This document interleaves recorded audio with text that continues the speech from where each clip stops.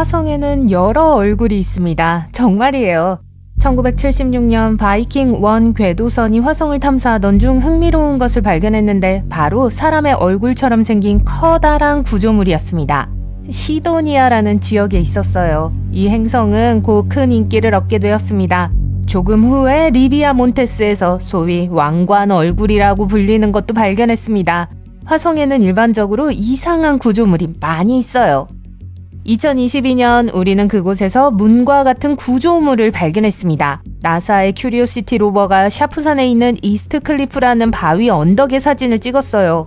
이 마운드에서는 자연적인 균열이 있고 그 중 하나는 고대 이집트 무덤처럼 볼 수 있는 개 문 정도의 크기예요. 많은 사람들이 그 이야기를 과장했어요. 이 이야기가 소셜미디어에 널리 공유되면서 균열이 실제보다 더 크게 보이게 됐습니다. 어떤 사람들은 외계 생명체를 암시한다고 생각하기도 해요. 하지만 자세히 살펴본 결과 나사는 암석 지형의 좁은 균열에 불과하다는 사실을 알아냈습니다. 이러한 균열과 틈새는 지구와 화성 모두 암석 지형에서 흔히 볼 수 있는 현상이에요. 이 균열은 바람의 침식이나 화성 지진으로 인해 시간이 지나면서 자연적으로 형성된 거예요. 화성은 신비한 구조의 금광입니다. 최근에 우리는 그곳에서 이상한 나선형 구조물을 발견했어요. 용암으로 만들어진 거대한 코일로 마치 커다란 스프링이나 고리처럼 보입니다. 수년 동안 우리는 화성의 계곡이 용암으로 형성된 것인지 얼음으로 형성된 것인지 확신하지 못했습니다. 이 용암 코일이 그 수수께끼를 밝혀주고 있어요. 나사의 화성 정찰 궤도선의 고해상도 이미지 덕분에 연구원들은 얼음 관련 활동으로는 설명할 수 없는 269개의 용암 나선형을 발견했습니다. 흥미로운 점은 이 용암 코일이 하와이 용암 흐름에 의해 형성된 용암 코일처럼 지구에서 볼 수 있는 용암 코일과 비슷하다는 거예요. 이 나선형은 너무 잘 보존되어 있어서 이전에는 간과하기 쉬웠어요. 폭은 16m에서 거의 30.5m에 달하며 먼지가 많은 화성의 풍경과 조화를 이루며 은은하게 존재해요. 이 코일은 화성의 구성, 특히 지각과 멘틀에 대해 많은 것을 알려줄 수 있지만 아직 많이 알려지진 않았어요. 하지만 화성에만 이상한 구조가 있는 건 아닙니다. 예를 들어 태양계의 가스거인 토성에는 북극의 거대한 육각형이라는 흥미로운 특징이 있어요. 이것은 육각형 모양의 구름 패턴입니다. 길이가 약 14,000km 이상으로 지구의 지름보다 더 크답니다. 시속 약 322km로 빠르게 움직이는 기체로 이루어진 제트기류로 추정돼요. 이 육각형은 80년대 보이저 탐사선에 의해 처음 발견되었고 이후 2006년 카시니 탐사선에 의해 가까이에서 관찰됐어요. 카시니 미션은 시간이 지남에 따라 육각형의 색이 파란색에서 황금색으로 변하는 걸 발견했습니다. 토성에 왜 이런 것이 있는지에 대해서는 여러 가지 이론이 있어요. 한 가지 이론은 토성의 그 근처에서 바람이 다른 속도로 움직이는 방식 때문에 형성된다는 거예요. 실험실 실험에서 액체를 다른 속도로 회전시켰을 때 비슷한 모양이 만들어졌습니다. 또 다른 아이디어는 토성의 특별한 날씨 패턴과 함께 느리게 회전하는 공기 흐름이 원인일 수 있다고 제안해요. 2020년 폭풍이 반대 방향으로 소용돌이치는 바람에 둘러싸여 있을 때 안정적인 육각형 모양을 만들 수 있다는 사실을 발견했습니다. 지금까지는 이것이 가장 유력한 설명이에요. 토성은 또한 기괴한 위성들과 함께 운이 좋았습니다. 그 중 하나가 라페투스예요. 이 달은 거대한 띠처럼 가운데를 감싸고 있는 거대한 능선이 있다는 이상한 특징을 가지고 있어요. 기본적으로 거대한 호두처럼 보여요. 호두까기 인형은 어디 있죠? 이 능선은 높이가 약 13km에서 최대 19km, 폭이 200km에 이르며 우리 기준으로는 엄청나게 높습니다. 달 표면의 4분의 3 이상을 덮고 있고 태양계 전체에서 세 번째로 큰 산맥으로 간주돼요. 이 거대한 능선이 어떻게 형성되었는지는 아직 밝혀지지 않았어요. 다른 행성이나 달에서 볼 수 있는 것과는 다른 모습입니다. 이 능선이 죽은 달의 잔해일 수 있다는 한 가지 아이디어가 있습니다. 수십억 년 전 거대한 충돌이 이아페투스에서 물질 덩어리를 산산조각 냈어요. 이 조각들은 달 주위를 돌며 미니 달 또는 하위 위성을 형성했습니다. 시간이 지나면서 라페투스의 중력이 이 미니 달을 찢어버렸고 그 주변에 잔해의 고리가 생겼습니다. 이 고리의 파편이 다시 이아페투스로 떨어지면서 오늘날 우리가 보는 거대한 산등성이가 만들어졌어요. 연구원들은 이 과정이 수세기에 걸쳐 빠르게 일어났다고 생각해요. 다행히도 이아페투스는 토성에서 꽤 멀리 떨어져 있었기 때문에 토성의 중력이 간섭하지 않았습니다. 만약 라페투스가 토성에 더 가까웠다면 그 위성이 끌어당겨졌을 수도 있어요. 하지만 이 이론이 사실인지 확인하려면 더 많은 시뮬레이션을 해봐야 해요. 토성의 또 다른 위성인 타이탄도 메탄 바다에서 이상한 일이 일어나고 있어요. 과학자들은 시간이 지남에 따라 나타났다가 사라지는 마법의 섬이라고 불리는 이상한 밝은 반점을 발견했어요. 우리는 그게 무엇인지 전혀 모릅니다. 타이탄의 대기는 서로 뭉쳐서 눈처럼 표면으로 떨어지는 복잡한 유기분자로 가득 차 있습니다. 이 마법의 섬은 메탄을 흡수하고 매우 천천히 가라앉는 눈덩어리일 수 있어요. 하지만 문제가 있어요. 물에서는 분자가 서로 달라붙기 때문에 물 위에 물질이 떠 있을 수 있어요. 하지만 메탄은 다릅니다. 메탄은 다른 분자를 붙잡는 걸 좋아하기 때문에 모든 고체 물질을 즉시 가라앉게 만들어요.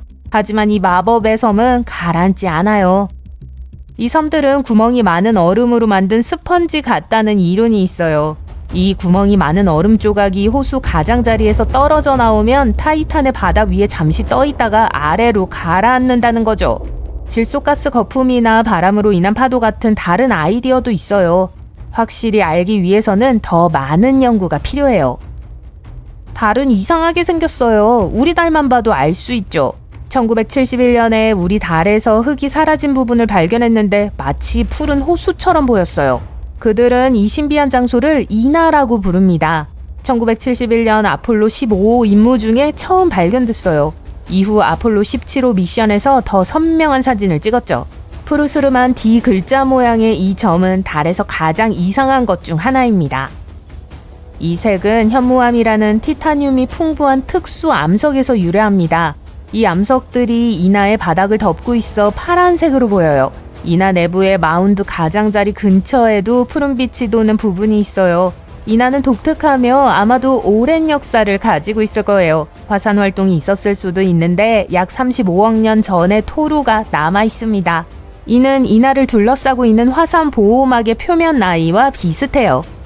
우리 달에도 화성과 마찬가지로 얼굴이 있어요. 달의 남극 근처에 얼굴처럼 보이는 영역이 있습니다.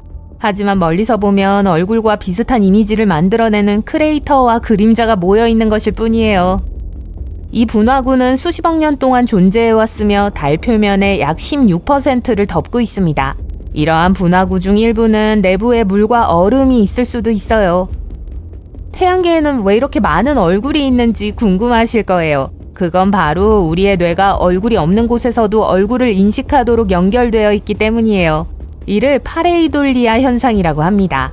우리의 뇌는 모양을 이해하려고 노력하는데 사람과 비슷하게 생긴 것을 보면 익숙하기 때문에 사람으로 인식해요. 의자에 옷이 있는 그림자 형상을 볼 때처럼요. 수성에서도 어떤 사람들은 미키마우스와 같은 모양을 봅니다. 외계 생명체가 아니라 우리 뇌가 장난을 쳐서 실제로 존재하지 않는 곳에서도 얼굴과 같은 친숙한 모양을 보게 만드는 것이니까 걱정하지 마세요. 우주 승무원들은 3년 넘게 발사를 준비하고 있었습니다. 그 이상한 행성에 착륙하기 위한 준비는 그랜드 캐니언에서 암석 샘플을 모아 연구하고 네바다 국가안보부지에 있는 고대 화산 지형을 탐험하고 하와이 곳곳에 있는 가스와 용암 분출구, 용암 호수, 구덩이 분화구를 조사하는 것을 포함했어요. 미세 중력 조건에 저항할 수 있도록 그들은 끈을 메고 옆으로 매달려 벽을 따라 움직이면서 비스듬히 걷는 법을 배웠어요. 우주에서의 안전을 보장하기 위해서 집중적인 식이요법과 수면요법을 통해 그들의 한계를 시험해야 했습니다. 그들이 고요의 바다라고 불리는 이 새로운 세계의 표면에 도달하는 데는 3일 3시간 49분이 걸렸어요. 폭풍의 바다나 센트럴베이로 갈 수도 있었지만 이곳에 착륙하기로 선택한 이유는 시야가 좋고 비교적 매끄럽고 가능한 한 적은 추진체로 쉽게 갈 수 있었기 때문입니다. 그들이 그곳에 도착했을 때 가장 먼저 알아차린 것 중 하나는 냄새가 난다는 것이었어요. 이것은 공상 과학 소설의 시작처럼 들릴지도 모르지만 실제로 아폴로 11호가 1969년 7월 20일에 달에 착륙했을 때의 실화입니다. 그 이후로 달은 오늘날까지 12명의 인간 방문객을 맞이했어요. 우리는 달을 이웃 우주 친구라고 생각하지만 이 신비한 위성에 대해서는 여전히 모르는 것이 많습니다. 그건 놀랄 일이 아니에요. 왜냐하면 달은 항상 우리에게 같은 면을 향하고 있기 때문이죠. 지구와 지구의 유일한 영구적인 자연위성은 동시에 회전하고 있기 때문에 우리가 달이 항상 정지되어 있다고 생각하게 만들어요. 사실 달은 고정된 위치에 있지 않고 실제로 매년 지구로부터 3.8cm씩 점점 더 멀어지고 있어요. 믿거나 말거나 지구와 달은 비록 38만 4,400km 떨어져 있지만 서로에게 깊은 영향을 미칩니다. 달이 지구 표면 바다와 해양 조수에 부분적으로 책임이 있는 반면 사실 우리 지구는 달에서의 움직임에 책임이 있어요. 그것은 월진이라고 불리며 지진보다 훨씬 더 오래 지속돼요. 일부는 30분까지 지속되기도 합니다. 더운 여름밤 우리에게 완벽하게 둥글게 보일지도 모르지만 달은 사실 타원형이에요. 레몬과 같은 이런 모양은 지구의 중력에 의해 발생합니다. 달에 있는 인간의 흔적은 발자국뿐만이 아니에요. 1969년 미국 우주 비행사들은 2개의 골프공, 유명한 예술가 앤디 워홀의 그림, 엘리자베스 2세 여왕이 직접 보낸 메시지와 같은 많은 물건들을 달 표면에 남겼어요. 현재까지 달 위를 걸었던 마지막 사람 중 한 명인 유진 선언이라는 이름의 우주 비행사는 1972년 달 표면에 딸의 이니셜로 낙서를 했습니다. 달에는 바람이나 다른 종류의 날씨 변화가 없기 때문에 TDC라는 글자는 영구적으로 남아있을 수 있어요. 달에 알레르기가 있을 수도 있습니다. 아폴로 17호의 우주비행사 해리슨 잭 슈미트는 맑음의 바다 계곡에서 시간을 보낸 다음 달 착륙선에 다시 탑승했는데 달 먼지를 뒤집어 쓰고 있었어요. 그가 우주복을 벗었을 때 충혈된 눈, 재채기 발작, 그리고 다른 알레르기 반응이 2시간 동안 지속됐어요. 우리와 매우 가깝기 때문에 우리는 달이 독자적인 시간대를 가지고 있다고 생각합니다. 그것은 달 표준시라고 부르지만 지구의 시간과 일치하지 않아요. 그것을 이해하기 위한 설명은 좀 더 복잡하지만 간단히 말해서 달에서의 1년은 12일로 나뉘고 그 각각의 하루는 지구에서의 한 달에 맞먹습니다. 이 하루는 달 위를 걸었던 우주비행사의 이름을 따서 명명됐어요. 이 달력의 시작일은 닐 암스트롱이 달 위를 걸었던 순간과 일치합니다. 그래서 달의 첫날은 1969년 7월 21일 세계 표준시 2시 56분 15초에 시작됐어요. 달은 대기가 매우 얇기 때문에 덥고 추운 꽤 이상한 온도를 가지고 있어요. 달의 기온은 93도까지 올라갈 수 있습니다. 하지만 달의 극지방 부분의 온도는 항상 영하 240도 정도예요. 인간은 우리가 기억하는 한 오랫동안 달과 지구의 관계를 추적하면서 달의 존재가 우리에게 왜 그렇게 영향을 미치는지 설명하려고 노력해왔습니다. 중세시대의 과학자들과 철학자들은 보름달이 뜨는 동안 일부 사람들이 다양한 건강 이상을 경험할 가능성이 더 높다고 생각했어요. 그들은 보름달과의 이 설명할 수 없는 연관성을 보았기 때문에 이러한 증상을 가진 사람들을 달 미치광이 혹은 달병에 걸렸다고 했습니다. 달 주기에 영향을 받는 지구 생물들은 인간뿐이 아니에요. 개 주인들은 보름달이 뜨는 동안 응급실로 반려견을 데리고 갈 가능성이 28% 더 높아요. 그래서 대중문화에서 늑대가 보름달에 울부짖기를 좋아하는 거라고 생각할지도 몰라요. 하지만 과학자들은 늑대의 행동과 달의 주기 사이의 연관성을 발견하지 못했기 때문에 그것은 그저 신화일 수도 있습니다. 우리 태양계에서 가장 큰 것으로 알려진 분화구는 달에서 발견되었는데 남극 에이트켄 분지라고 불립니다. 이 거대한 지형은 달의 반대편에 위치해 있고 지름은 2,500km예요. 우리가 달에 대해 아직 완전히 이해하지 못하는 많은 것 중 하나는 가끔 달 표면에서 볼 수 있는 특이한 빛의 섬광입니다. 과학자들은 이 폭발을 일시적인 달 현상 또는 TLP라고 이름 지었고 수세기 동안 전 세계에서 관찰되어 왔어요. TLP의 첫 사례 중 하나는 1178년으로 거슬러 올라가는데 캔터베리의 수도승들이 해가 진 후 달 표면에서 불타는 횃불을 보았다고 주장했습니다. TLP는 단순히 빛의 섬광을 의미하는 것이 아닙니다. 보고서에는 가스처럼 생긴 안개, 불구스름하고 녹색, 파란색, 보라색 또는 심지어 달의 특정 장소가 어두워지는 것 같은 다른 특이한 사건들도 보고됐어요. 우리 달에서 이상한 일이 일어나고 있는 걸까요?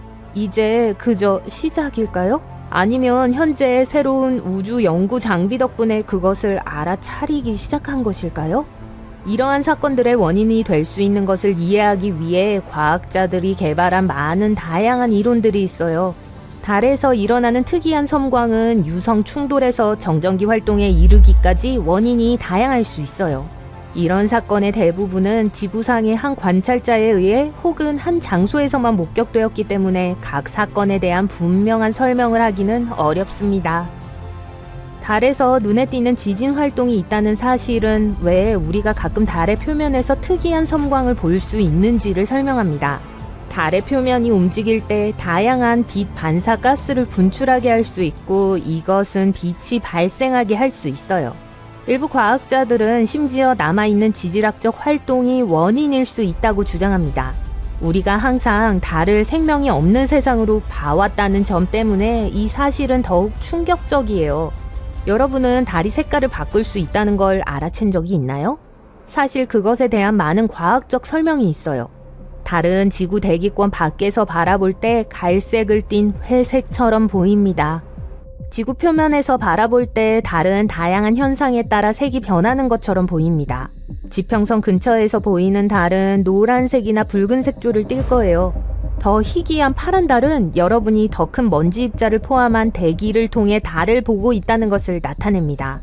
달은 때때로 보라색으로 보일 수도 있지만 무엇이 이런 색을 유발하는지는 여전히 논쟁의 여지가 있어요. 우리가 달 표면에 집을 짓고 있지 않는 주된 이유는 달에 물이 얼마나 있는지 정확히 알 수 없다는 사실 때문이 아니에요. 사실 방사능이 훨씬 더 많은 관련이 있습니다. 최근 연구에 따르면 달 표면은 대서양 횡단 여객기에서 경험하는 것보다 5배에서 10배 더 높은 방사능 비율을 가지고 있어요. 그것은 또한 지구 표면에서보다 200배 높다는 것을 의미합니다. 예를 들어 아르테미스 프로젝트와 같은 미래의 달 탐사에서 과학자들은 우주 비행사들을 방사능에 노출시키지 않기 위해 이 점을 고려할 필요가 있어요.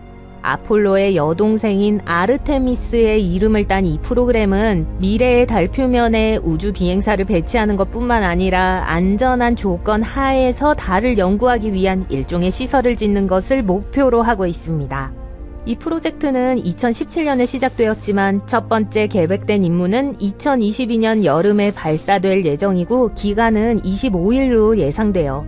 승무원이 탑승하지 않은 우주물체는 달 궤도에 도달하여 2024년 5월로 예정된 4인 임무에 필요한 충분한 데이터를 가지고 안전하게 귀환할 계획입니다.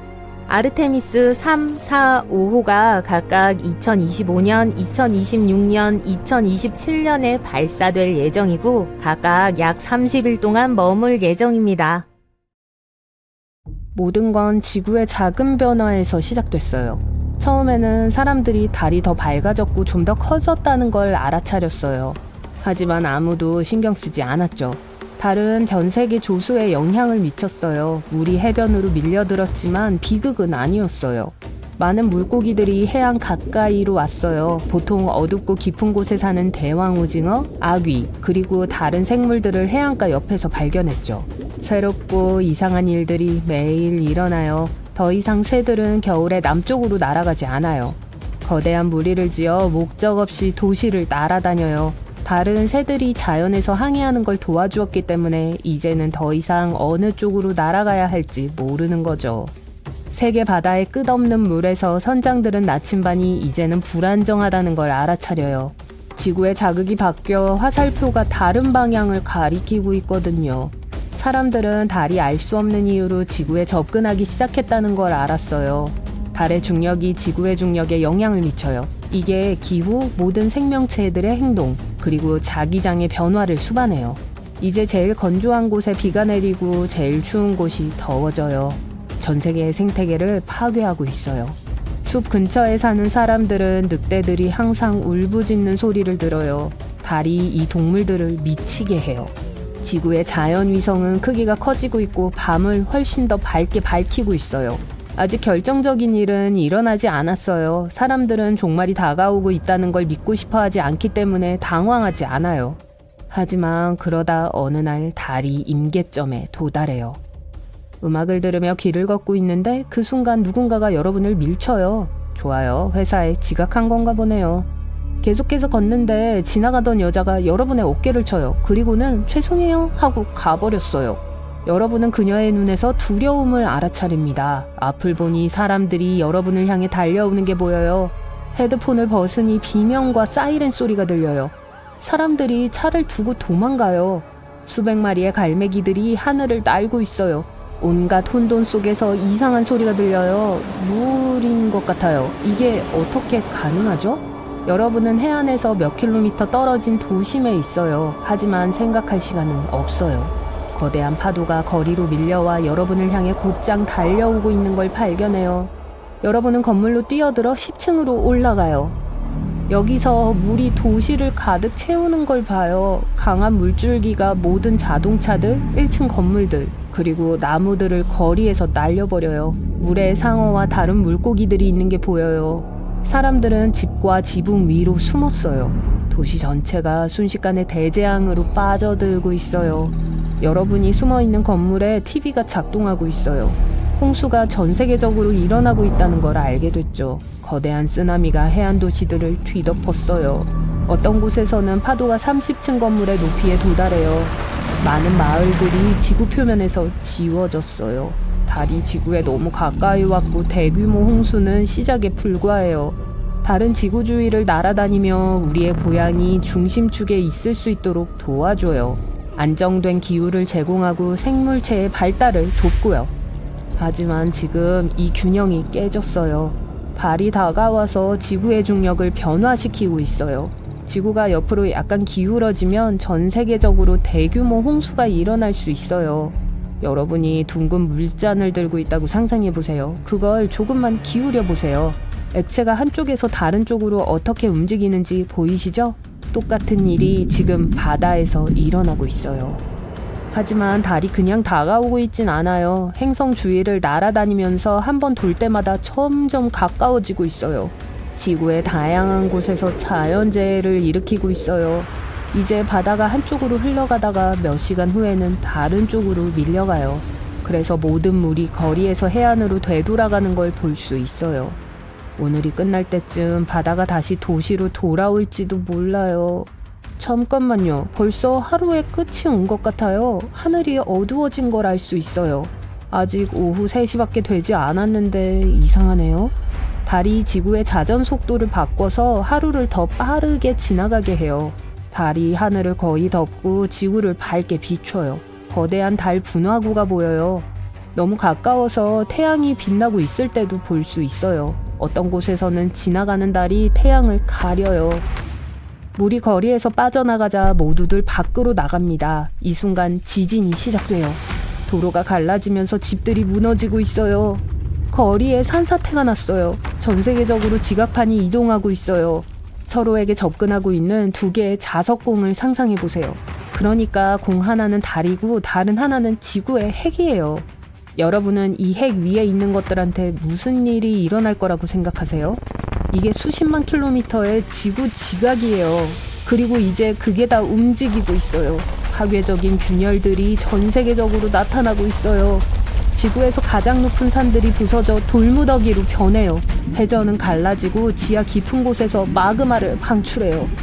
화산이 깨어나 마그마를 분출해요. 화산재 구름은 태양과 빛나는 달로부터 하늘을 덮어요. 하지만 제일 무서운 게 우리를 기다리고 있어요. 충돌이 불가피하다는 거죠. 달은 중앙에 구멍이 뚫린 둥근 잔에 있는 공처럼 지구 주변을 날아다녀요. 이 힘이 지구 이곳저곳에 구름을 몰아요. 이제 뇌우에 있다가 5분 후에는 눈이 내릴 거예요. 그리고 밤이 오자 비가 내리기 시작해요. 물방울은 진흙과 화산재로 구성되어 있어요. 방독면 없이는 숨쉬는 게 힘들어요. 대기압은 끊임없이 변하고 있어요. 어떤 사람들은 심한 편두통을 경험하고 관절이 아파와요. 하지만 건강에 대해 생각할 겨를은 없어요. 인류는 충돌로부터 스스로를 구할 방법을 찾아야 해요. 달이 지구로 충돌할 때 새로운 중력 체계가 생길 거예요. 대륙의 모양이 바뀌게 될 거예요. 하나의 거대한 땅으로 합쳐지거나 100개의 작은 땅으로 쪼개질 거예요. 충돌에 의한 에너지는 대기에 있는 모든 산소를 태워 지구를 생명체에 적합하지 않게 만들 수 있어요. 깊은 지진 때문에 지하에 숨는 것도 말이 안 돼요. 사람들은 사랑하는 사람들과 가족들과 마지막 시간을 보내기로 정해요. 달이 가까워지고 있어요. 이제 국제 우주정거장 정도의 거리에 있어요. 달이 하늘을 가려요. 파도 때문에 많은 도시들이 그늘에 가려져 있어요. 수킬로미터 높이의 쓰나미가 땅으로 떨어져요. 수백만 톤의 마그마가 바다와 충돌해요. 수십억 리터의 물이 증발해요. 수증기가 공기 중으로 떠올라 재와 섞이고 거대한 뭉게구름의 형태로 땅을 범람시켜요. 여러분은 지구의 완전한 파괴를 받아들였지만 갑자기 이 순간 달에 이상한 일이 일어나요. 달에 거대한 균열이 생기는 게 보여요. 달이 천천히 두 부분으로 나뉘기 시작해요. 두 조각 다 수백 개의 큰 조각으로 부서져요. 그냥 무너져 내리고 있어요. 지구에는 더 이상 자연위성이 없어요. 그저 거대한 우주 암석 더미만 있어요. 하지만 왜 이런 일이 일어나죠? 우리 지구 주변에는 로슈 한계라고 불리는 공간이 있어요. 여기서는 지구의 중력이 달의 중력보다 더 강해요. 즉, 달을 함께 지탱하고 있는 힘이 달을 찢는 힘보다 약하다는 의미예요. 사람들이 환호하고 있어요. 로슈 한계가 지구를 구했어요. 달은 지구에 충돌할 수 없어요. 수백만 개의 조각으로 부서져서 지구 주위에 원을 형성해요. 이제 지구가 토성 같아 보여요. 달 암석 벨트가 우리를 둘러싸고 있어요. 거대한 덩어리들이 가는 길에 있는 모든 것, 우주 파편들을 파괴해요. 위성이 더 이상 작동하지 않아요. 인류는 소통과 항해의 수단을 잃었어요. 사람들은 종이 지도를 다시 써야 할 거예요. 달은 이 사건이 일어나기 전에는 우리 지구의 궤도를 일정한 각도로 유지해줬어요. 이제는 축이 다르게 기울어져 있어요. 한쪽 방구는 태양에 가까워졌고 다른 쪽은 어둠으로 빠졌어요. 북극과 북극 지방이 뜨거운 사막으로 변할 수 있고 지구의 적도는 얼음으로 덮일지도 몰라요. 겨울과 여름이 몇 년 동안 지속될 수 있어요. 달의 잔해들은 지구 주변을 날아다니지만 그중 일부는 지구로 떨어져요. 달 유성우는 도시를 파괴하고 거대한 분화구를 만들어요. 이 모든 사건들이 지구 생명체의 대규모 파괴로 이어져요. 새로운 세계에 적응하는데 수십만 년이 걸릴 거예요. 달, 어두운 반점이 있는 신비롭고 아름다운 자연위성이죠. 우린 항상 달의 한쪽 면만 봐요. 그래서 우리에겐 이 모습이 익숙해요. 달이 다른 쪽을 바라보는 걸 상상하기가 어렵죠? 하지만 예전엔 달랐어요. 오호, 엄청 달랐어요. 상상해보세요. 쓰나미를 계속 일으키는 하늘에 떠있는 거대하고 눈부시게 빛나는 위성을요. 우리가 아주 먼 과거로 가서 달이 아주 오래전에 어땠는지 봅시다. 달은 약 45억 년 전에 형성되었어요. 그때 우리의 녹색 푸른 행성은 여전히 우주에서 날아다니는 붉고 엄청나게 불안한 바위 한 조각이었어요. 아직 달이 없어서 지구의 하루는 겨우 6시간밖에 지속되지 않았어요. 즉 낮은 3시간 뿐이었어요. 화산이 곳곳에서 폭발하면서 유독가스가 공기 중으로 방출되었어요. 그리고 많은 운석들이 정기적으로 지구로 충돌했어요. 동시에 45억 년 전에 소위 빅 스플래시가 일어났어요. 또는 과학자들이 말하는 거대 충돌설이요. 이건 한 번 화성 크기의 물체가 지구에 충돌했다는 주장이에요. 화성은 우리 행성보다 약 2배 작기 때문에 타격은 그리 심하지 않았지만 꽤 재앙적이었어요. 이 강력한 충돌로 화성 크기의 물체와 지구 외부층 일부가 떨어져 나갔어요. 이 우주 전체의 중심부는 지구의 밀도 높은 중심부와 합쳐졌어요. 그리고 엄청난 수의 지구 파편들이 우주로 날아갔죠. 그래서 이게 달의 시작이었어요. 또는 과학적으로 말하자면 분화 과정이 시작되었다고 하죠. 이건 모든 행성체들이 삶을 시작할 때 겪는 과정이에요. 충돌이 아주 뜨겁기 때문에 그 열기가 부서진 지구의 조각들로부터 대부분의 가스와 액체를 가져왔어요. 상대적으로 건조한 암석 표면만이 남아있죠. 그래서 달에는 물과 가스가 있지만 아주 적어요. 우리 지구의 중력은 이 모든 뜨거운 돌 조각들을 궤도에 머물게 할 만큼 충분히 강력했어요. 그리고 그것들이 점차 서로 붙기 시작했어요. 함유된 화학물질들이 층층이 분포되었어요. 더 무거운 철은 안쪽으로 더 깊이 가라앉았고 더 가벼운 원소들이 표면을 형성했어요. 100년 또는 그보다 안 되는 짧은 시간 안에 증기, 먼지 그리고 녹은 바위의 고리가 같이 융합되었어요. 가장 강한 중력을 가진 가장 큰 성당이 점점 더 많은 다른 입자들을 끌어당겨 점차 달을 형성했어요. 빨갛게 달아오른 비누방울 같았어요. 안타깝게도 새로 태어난 달의 핵은 아주 작았던 걸로 밝혀졌어요. 행성처럼 뭔가 실질적인 걸로 형성되기엔 철과 다른 중원소들이 부족했어요. 달에서 가장 오래된 암석들은 아마 마그마 바다에서 형성되었을 거예요. 그리고 달이 점차 식었을 때 희고 깨끗하고 완벽하게 고른 공이 되었어요. 하지만 우리가 지금 알고 있는 것과는 여전히 완전히 달랐어요. 우선 탄생 직후 위성은 지구에서 겨우 21,700km 떨어진 곳에 위치해 있었어요. 이건 지금보다 15배 더 가까운 거예요. 지금은 38만 3,000km예요. 그때 달이 하늘에서 얼마나 크고 밝았을지 상상하는 게 무섭네요. 경치는 아마 아름다우면서도 무서웠을 거예요. 그리고 물론 그런 근접성 때문에 지구에 엄청나게 많은 파도가 일어났을 거예요. 지구는 정기적인 쓰나미를 경험했어요. 또 그 당시에 달은 아주 빠르게 돌고 있었고 한쪽 면만 지구를 향하지 않았어요. 하지만 일반적으로 지구와 달 서로에게 긍정적인 영향을 끼쳤어요. 예를 들어 우리의 하루를 24시간 지속되게 해준 건 달이었어요. 지금 지구의 축은 대부분 태양 주위를 도는 궤도면으로부터 23.5도 기울어져 있어요. 달 없이는 지구는 빠르게 회전해요. 하지만 달 덕분에 지구의 기울기가 안정되었고 이게 지구의 넓고 쾌적한 다양한 기후로 이어졌죠. 공평하게 말하자면 지구의 중력 또한 달을 도왔어요. 그 덕분에 달은 점점 우리로부터 멀어지면서 점점 더 천천히 자전하기 시작했어요. 수년에 걸쳐 그 궤도는 우리 행성에서 멀리 이동했어요. 동시에 달은 지구와 동주기 자전하기 시작했어요. 그건 달의 자전주기가 공전주기와 일치한다는 걸 의미해요. 또는 다시 말해서 달은 지구 주위를 도는 빠르기로 자전해요. 그래서 달의 한쪽 면만 항상 지구를 향하고 있어요. 달이 멀어졌을 때 지구의 조수는 고요해졌어요. 이제 물은 지구의 가장 먼 구석까지 흐를 수 있어요. 그때 지구에 생명체가 나타났죠. 하지만 달의 진화 자체로 돌아가 볼게요. 형성 후에 표면에 무슨 일이 일어나고 있었을까요? 달의 다음 발달 단계는 유년기와 청소년기예요. 그리고 이맘때가 보통 그렇듯이 이 시기는 미쳤었어요. 당연하죠. 약 40억 년 전 태양계는 미쳐가고 있었어요. 달이 존재한 첫 6억 년 동안 근소행성과 혜성은 계속해서 달과 충돌했어요. 이제 우리 지구뿐만 아니라 위성도 괴롭히고 있었어요. 이런 충격들은 달 역사상 가장 강력한 거였어요.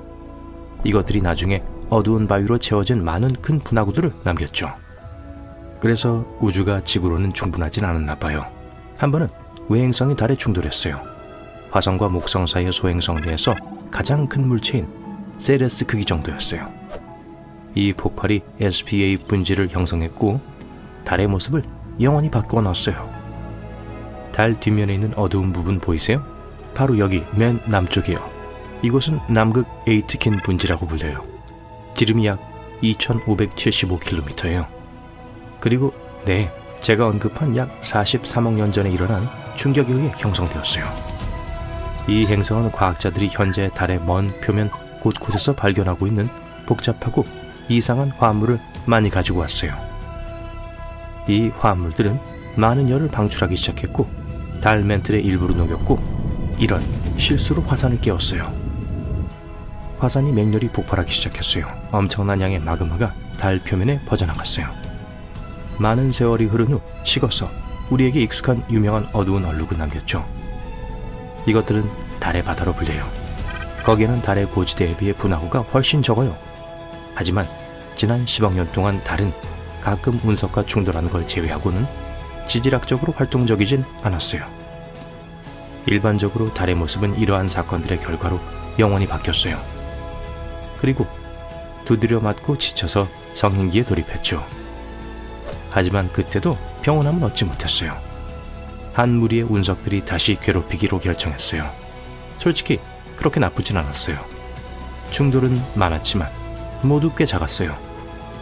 그냥 달의 분화구와 구덩이를 많이 남겼고 아마도 멘틀이 약간 손상되었을 거예요. 몇몇 충돌은 이미 있던 큰 분화구를 더 깊게 만들었어요.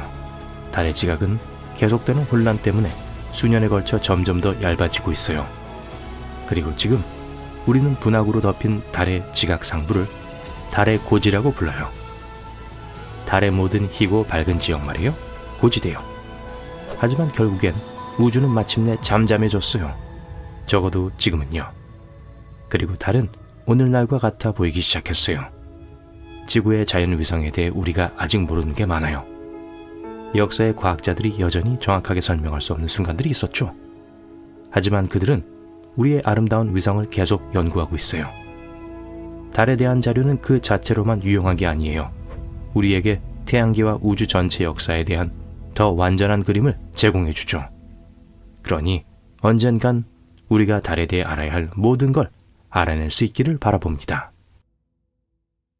지구로부터 수천 킬로미터 떨어진 곳에 있는 커다란 불덩어리는 태양계에서 가장 밝은 물체일 뿐만 아니라 가장 큰 물체입니다. 목성이 농구공 크기라면 지구는 아주 작은 포도알 정도예요. 하지만 태양에 비하면 목성은 아무것도 아니죠. 하늘에서 훨훨 불타고 있는 이 커다란 공은 수소와 헬륨으로 이루어져 있고 지름이 140만 킬로미터나 되는데 작고 푸른 행성 지구보다 100배 이상 더 넓습니다. 표면 온도는 5540도고 중심부는 1500만 도에 달해요. 반면에 달은 직경이 3500km로 더 작아서 지구의 3분의 1도 안 됩니다. 하늘에 떠있는 달을 보면 상당히 큰 것처럼 보일지 모르지만 그건 달이 우리와 가장 가까운 물체이기 때문이에요. 하지만 만약 상황이 바뀌어서 갑자기 달이 태양보다 밝아진다면 어떨까요? 몇 가지 시나리오를 살펴보겠습니다. 시나리오 1. 달이 태양보다 밝아지면 밤은 낮보다 밝아질 거예요. 그건 우리의 수면 주기가 흐트러질 것이라는 걸 의미하죠. 모든 야행성 동물들은 완전히 혼란에 빠질 거예요. 언제 밖에 나가서 먹이를 먹어야 할지 모를 거예요. 북극과 남극의 극지방에서는 밤과 낮이 한 번에 몇 달 동안 계속되기 때문에 이 지역에 사는 사람들은 밤 11시에 태양이 밝게 비추는 상태에서 잠자리에 드는 것이 어떤 것인지 이미 알고 있습니다. 다른 사람들에게는 쉽지 않을 거예요. 여러분이 캠핑을 나가서 멋진 식사를 준비하고 어두운 밤을 위해 준비한다고 가정해보세요. 숲으로 트레킹하다가 호수가 내려다 보이는 멋진 경치와 맑은 하늘이 보이는 장소를 발견합니다. 저녁 7시에요. 모닥불을 피우고 망원경을 준비해요. 문제는 해가 지기 시작하면 달이 하늘을 더욱 밝게 밝힌다는 겁니다. 생각보다 덥지 않아서 놀라워요. 직사광선이 아니기 때문이죠. 그럼에도 불구하고 여전히 꽤 더워요. 시나리오 2. 어떤 방식이든 기온은 확실히 상승할 거예요. 우리가 무슨 일이지? 라고 말을 끝내기도 전에 눈이 녹아버린다는 걸 의미해요. 만년설 위에 눈이 가장 먼저 녹을 거고 그 다음에 만년설이 녹을 거예요. 높은 열기 때문에 해수면이 상승하여 바다에 흩어져 있는 작은 외딴 섬들은 물속에 잠기게 될 겁니다. 해안 도시들도 물에 잠기게 되고 사람들은 내륙 쪽에 거주하게 될 거예요. 이건 세계 경제의 연쇄 반응을 일으킬 겁니다. 더 이상 겨울이 없을 거고 스키, 스노보드, 눈싸움 같은 겨울 활동이 사라질 거라는 의미죠. 전 세계의 동식물이 영향을 받을 거예요. 세계는 커다란 사막으로 변할 거예요. 점차 물이 부족해지겠지만 사람들은 물을 보존할 방법을 찾을 겁니다. 시나리오 3. 여러분은 지루하게 책상에 앉아 있어요. 사업이 망해가고 있어요. 생각보다 선글라스가 많이 팔리지 않아요. 하지만 달이 태양보다 갑자기 밝아지고 사람들은 바깥으로 나갈 때 24시간 내내 선글라스를 써야 해요. 선글라스에 대한 수요를 따라가기 위해서 더 많은 사람을 고용하고 사업을 성장시켜요. 결국 국내 최고의 선글라스 업체가 됩니다. 낮과 밤 언제든지 하늘을 올려다보지 말라고 합니다. 도시들은 밝기를 줄이기 위해 매일 큰 차양으로 덮여요. 선글라스는 하루 중 시간에 따라 크기와 모양이 달라요. 어떤 것들은 머리에 쓰는 고글 같고 어떤 것들은 큰 헬멧 같아요. 시나리오 4. 달의 대기는 너무 희박해서 거의 아무것도 없어요. 지구의 사막 위처럼 비를 가져올 구름이 없기 때문에 항상 덥거나 춥습니다. 네, 세계에서 가장 큰 사막은 남극 대륙이고 사람들이 사하라 사막에 대해 생각하는 것과는 반대로 이곳은 춥고 척박한 사막이에요. 그래서 달에 착륙하고 싶다면 다시 생각해보는 게 좋을 거예요. 국제우주정거장에서 일하는 사람들은 새로운 사무실을 찾아야 합니다. 달에 더 가깝기 때문에 견딜 수 없을 정도로 밝을 거예요. 만약 달이 열을 더하지 않고 태양보다 더 밝기만 하다면 우주정거장은 빛이 들어오지 않도록 조정만 하면 됩니다. 우리가 달의 다양한 모양을 보는 이유는 태양에 대한 달의 위치 때문이에요. 달은 지구와 같은 방식으로 회전하지 않아요. 지구를 향해 고정되어 있고 항상 같은 면을 보여주죠. 그래서 한 달 동안 달의 위치에 따라 보름달 동안은 밤이 엄청나게 밝고 나머지 달 동안에는 상대적으로 빛나는 밤을 보내게 될 거예요. 시나리오 5. 만약 달이 태양보다 더 밝아진다면 태양보다 더 많은 열을 생산할 거고 아마도 더 커질 겁니다. 지구의 중력은 달의 새로운 크기 때문에 크게 변할 거예요. 전체 궤도 구조도 변화하고 우주에 떠있는 천체들에 영향을 미칠 겁니다. 행성들은 곧 달 주위를 돌기 시작할 거예요. 지구는 태양으로부터 더 멀리 이동할지도 몰라요. 만약 그런 일이 일어난다면 모든 것은 중력의 급격한 변화에 적응해야 할 겁니다. 중력이 약하다는 것은 건물이 견고한 토대를 갖지 못하고 결국 무너질 거라는 걸 의미해요. 다리와 큰 건축물 또한 지탱하지 못할 거예요. 사람들은 제대로 걸을 수 없을 거고 이상한 방식으로 걷게 될 거예요. 시나리오 6. 이 많은 시나리오에서 달이 빛을 내는 물체보다 더 밝기만 한 경우에 대해 언급했습니다. 하지만 이 경우 빛은 태양에서 반사되어 달에서 나와야 하는데 이건 태양이 지금보다 2배 더 밝아야 한다는 걸 의미해요. 만약 태양이 100배 더 커진다면 더 많은 광선을 방출할 거고 이것은 피해를 줄 수 있고 지구상의 모든 생물에게 해로운 많은 방사선을 방출할 겁니다. 태양의 중력은 더 많은 행성을 끌어당겨 궤도를 돌게 하고 우주의 다른 물체들이 궤도에 합류하게 할 수 있어요. 행성들이 우리 은하로 모여들면 지구는 궤도에서 밀려날지도 몰라요. 물론 이건 지구상의 모든 것에 더 큰 위험을 초래하는데 모든 것이 전보다 더 뜨겁고 건조해지기 때문이에요. 시나리오 7. 달이 점점 밝아진다면 또한 달이 지금보다 지구에 더 가까워질 것이라고 추측할 수 있습니다. 이때 밝기는 문제가 되지 않을 거예요. 중력이 지구에 큰 변화를 일으킬 것이기 때문이죠. 하지만 매일 24시간 내내 밀물이 될 거예요. 매우 극심해서 모든 해안마을에서 지속적인 홍수가 발생할 거예요. 모든 섬들이 물에 잠길 거고 이건 내륙 도시의 인구를 증가시킬 겁니다. 물이 육지를 덮치면 해양 생물들이 육지를 차지하게 될 거예요. 보트와 잠수함은 새로운 환경에 맞게 재설계되어야 할 겁니다. 항공여행이 우선이겠지만 대형 유람선은 미래적인 디자인에 거친 파도를 견딜 수 있도록 더 거대해질 거예요. 밤은 매일 밝아요. 지구의 온도는 상승하고 눈이 녹아 해수면이 훨씬 더 상승합니다. 혜성과 다른 천체들은 더 가까운 중력에 이끌릴 거고 그래서 우리는 밖에 나갈 때마다 항상 위를 올려다봐야 할 거예요. 하지만 걱정 마세요. 달은 여전히 그곳에 있고 아주 오랜 시간 동안 거기 있을 거예요. 지구와 달의 관계는 매우 복잡합니다. 운 좋게도 우리는 오직 하나의 자연위성이 있어요. 태양계의 다른 행성들은 주위를 도는 여러 개의 위성을 갖고 있어요. 어떤 것들은 지구만큼 커요. 여러 개의 달이 우리 지구에 영향을 끼친다고 상상해보세요. 하지만 그건 완전히 다른 이야기가 될 거예요. 가끔 달을 볼 때 달 표면에서 여러분을 향해 웃고 있는 얼굴을 볼 수 있어요. 물론 착시지만 많은 사람들이 이걸 봐요. 그리고 그 이유는 표면이 달의 바다와 고지대에 의해 형성되어 있기 때문이에요. 우리의 관점에서는 이걸 밝은 부분과 어두운 부분으로 봐요. 이 바다는 어두운 부분이에요. 그리고 크고 굳은 용암 평야는 아주 오래전에 일어난 화산 폭발로 인해 형성됐죠. 밝은 지역은 사실 산과 고지대예요. 그리고 전 세계의 사람들은 이 달의 반점을 웃는 얼굴이나 심지어 다른 모양으로 봐요. 우리의 뇌는 이런 종류의 것들을 갖고 노는 경향이 있는데 이런 현상을 변상증이라고 해요.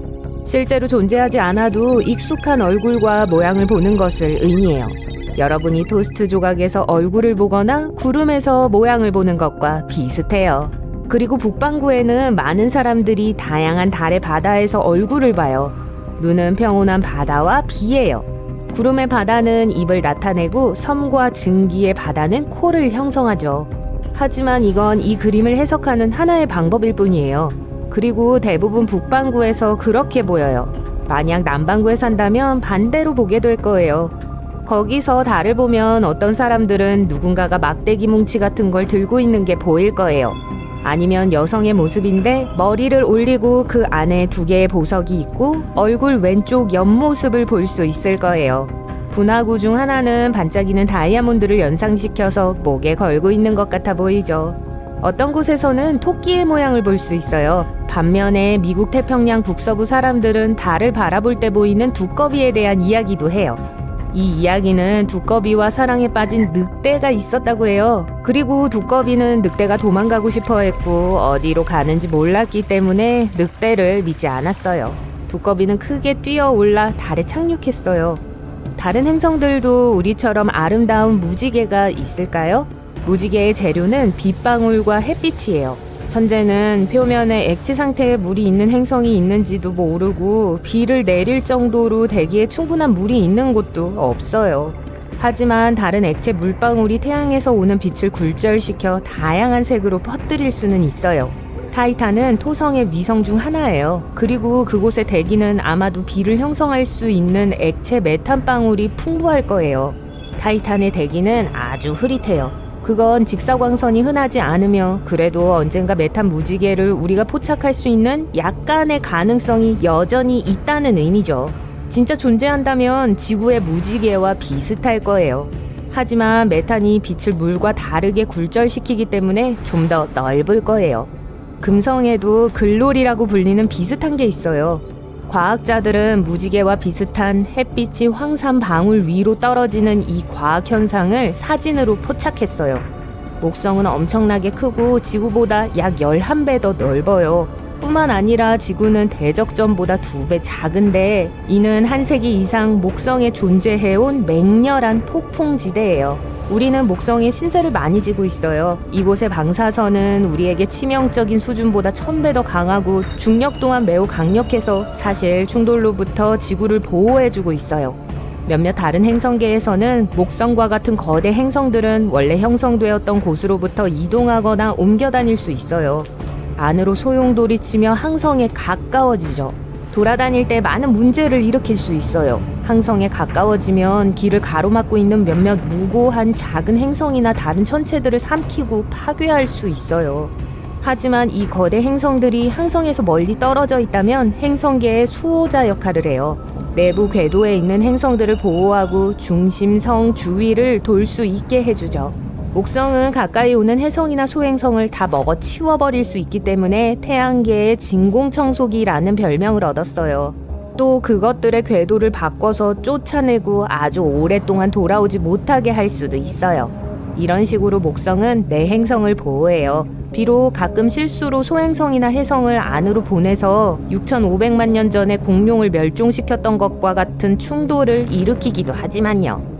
토성의 고리는 우리 태양계에서 제일 유명해요. 멀리 있고 다채롭고 아주 잘 보이죠. 심지어 뒷마당 망원경으로도 볼 수 있어요. 하지만 천왕성과 같은 다른 얼음과 가스 행성들도 이게 있어요. 우리 태양계에서 2번째로 흥미로운 고리예요. 고리가 13개 있고 모두 다양한 크기의 아주 어두운 입자로 만들어져 있어요. 대부분은 천왕성 자체보다 훨씬 더 어릴 거예요. 한 이론에 따르면 고속 충돌로 하나 이상의 위성이 산산조각 났고 이게 고리를 형성하는 물질일지도 모른다고 해요. 훨씬 더 많은 파편 입자들이 있었지만 일부만 살아남았고 오늘날 고리라고 알려진 천왕성 주변에 안정적인 지대를 형성하고 있어요. 한 이론에서 말하듯 아마 달을 만들었을 소행성 충돌로 인해 우리 행성은 대기의 60%를 잃었어요. 지구와 화성 크기의 암석 사이의 충돌은 40억 년 전에 일어났어요.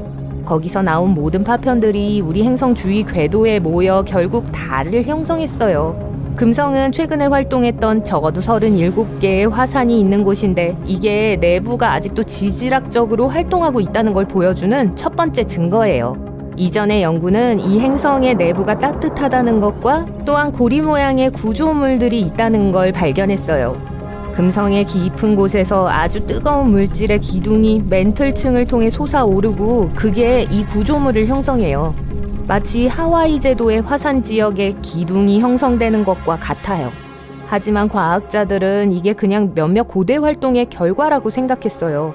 과학자들은 금성이 충분히 식었고 지각이 너무 단단해져서 안쪽의 모든 따뜻한 물질들이 표면으로 나올 수 없게 껍질이 너무 단단하게 굳어서 내부의 지질학적 활동이 급격히 느려졌다고 믿고 있어요. 화산 폭발 이야기가 나와서 말인데 목성의 위성 2호에도 화산 폭발이 있어요. 우리의 달은 꽤 평화롭지만 2호에는 수백 개의 화산이 있고 화산에 관한 한 태양계에서 가장 활동적이란 타이틀을 얻었어요. 만약 거기에 갈 수 있다면 대기에서 최대 300km에 이르는 유황 기둥을 볼 수 있어요. 그곳의 화산은 매 초마다 1톤의 입자와 가스를 모성인 목성 근처의 우주로 내뿜어요. 이게 목성의 강한 자기장과 중력의 이유일 수도 있어요. 2호의 목성의 궤도를 돌며 가까워지고 멀어지면서 내부가 긴장하고 이완되는데 이는 화산 활동을 일으키기에 충분한 엄청난 양의 에너지를 생산해요. 우리의 태양계에는 수십억 개의 해성이 있어요. 대부분은 오르트 성운과 카이퍼대에 있어요. 해성은 일반적으로 암석과 얼음으로 이루어져 있어요. 적어도 태양에 더 가까워질 때까지는요. 그러고 나서 외부가 먼지와 가스구름으로 바뀌게 돼요. 그래서 해성에 특별한 꼬리가 있는 거예요. 명왕성의 독특한 표면에는 많은 큰 얼음 화산 때문에 형성되었을 수도 있는 일련의 돔, 봉우리, 그리고 골이 있어요. 침식이나 다른 지질학적 활동은 그렇게까지 한 게 없지만 이곳의 얼음 화산들은 실제로 얼음 물질을 표면으로 밀어 올렸어요. 이 반구에는 뉴 호라이즌스라고 불리는 분화구도 몇 개 있어요. 아마 소행성 충돌로 인해 이런 현상이 일어났을 거고 이 분화구들은 지질학적으로 그렇게 오래되지 않았어요. 또 명왕성의 내부에는 물과 얼음이 풍부한 물질이 표면에 침전될 수 있게 한 열이 남아있을 거예요.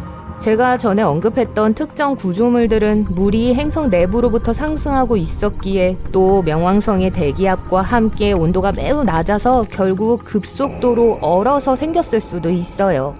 천왕성은 태양계에서 두 번째로 밀도가 낮은 행성이에요. 제일 밀도가 낮은 건 토성이에요. 토성의 질량은 우리 행성의 14.5배지만 여전히 물보다 밀도가 낮아요. 이건 토성이 수영장에 뜰 거란 뜻인데 너비가 6만 킬로미터가 넘어서 토성이 그 안에 충분히 들어갈 수 있다면 말이에요. 엄청 큰 수영장이겠죠.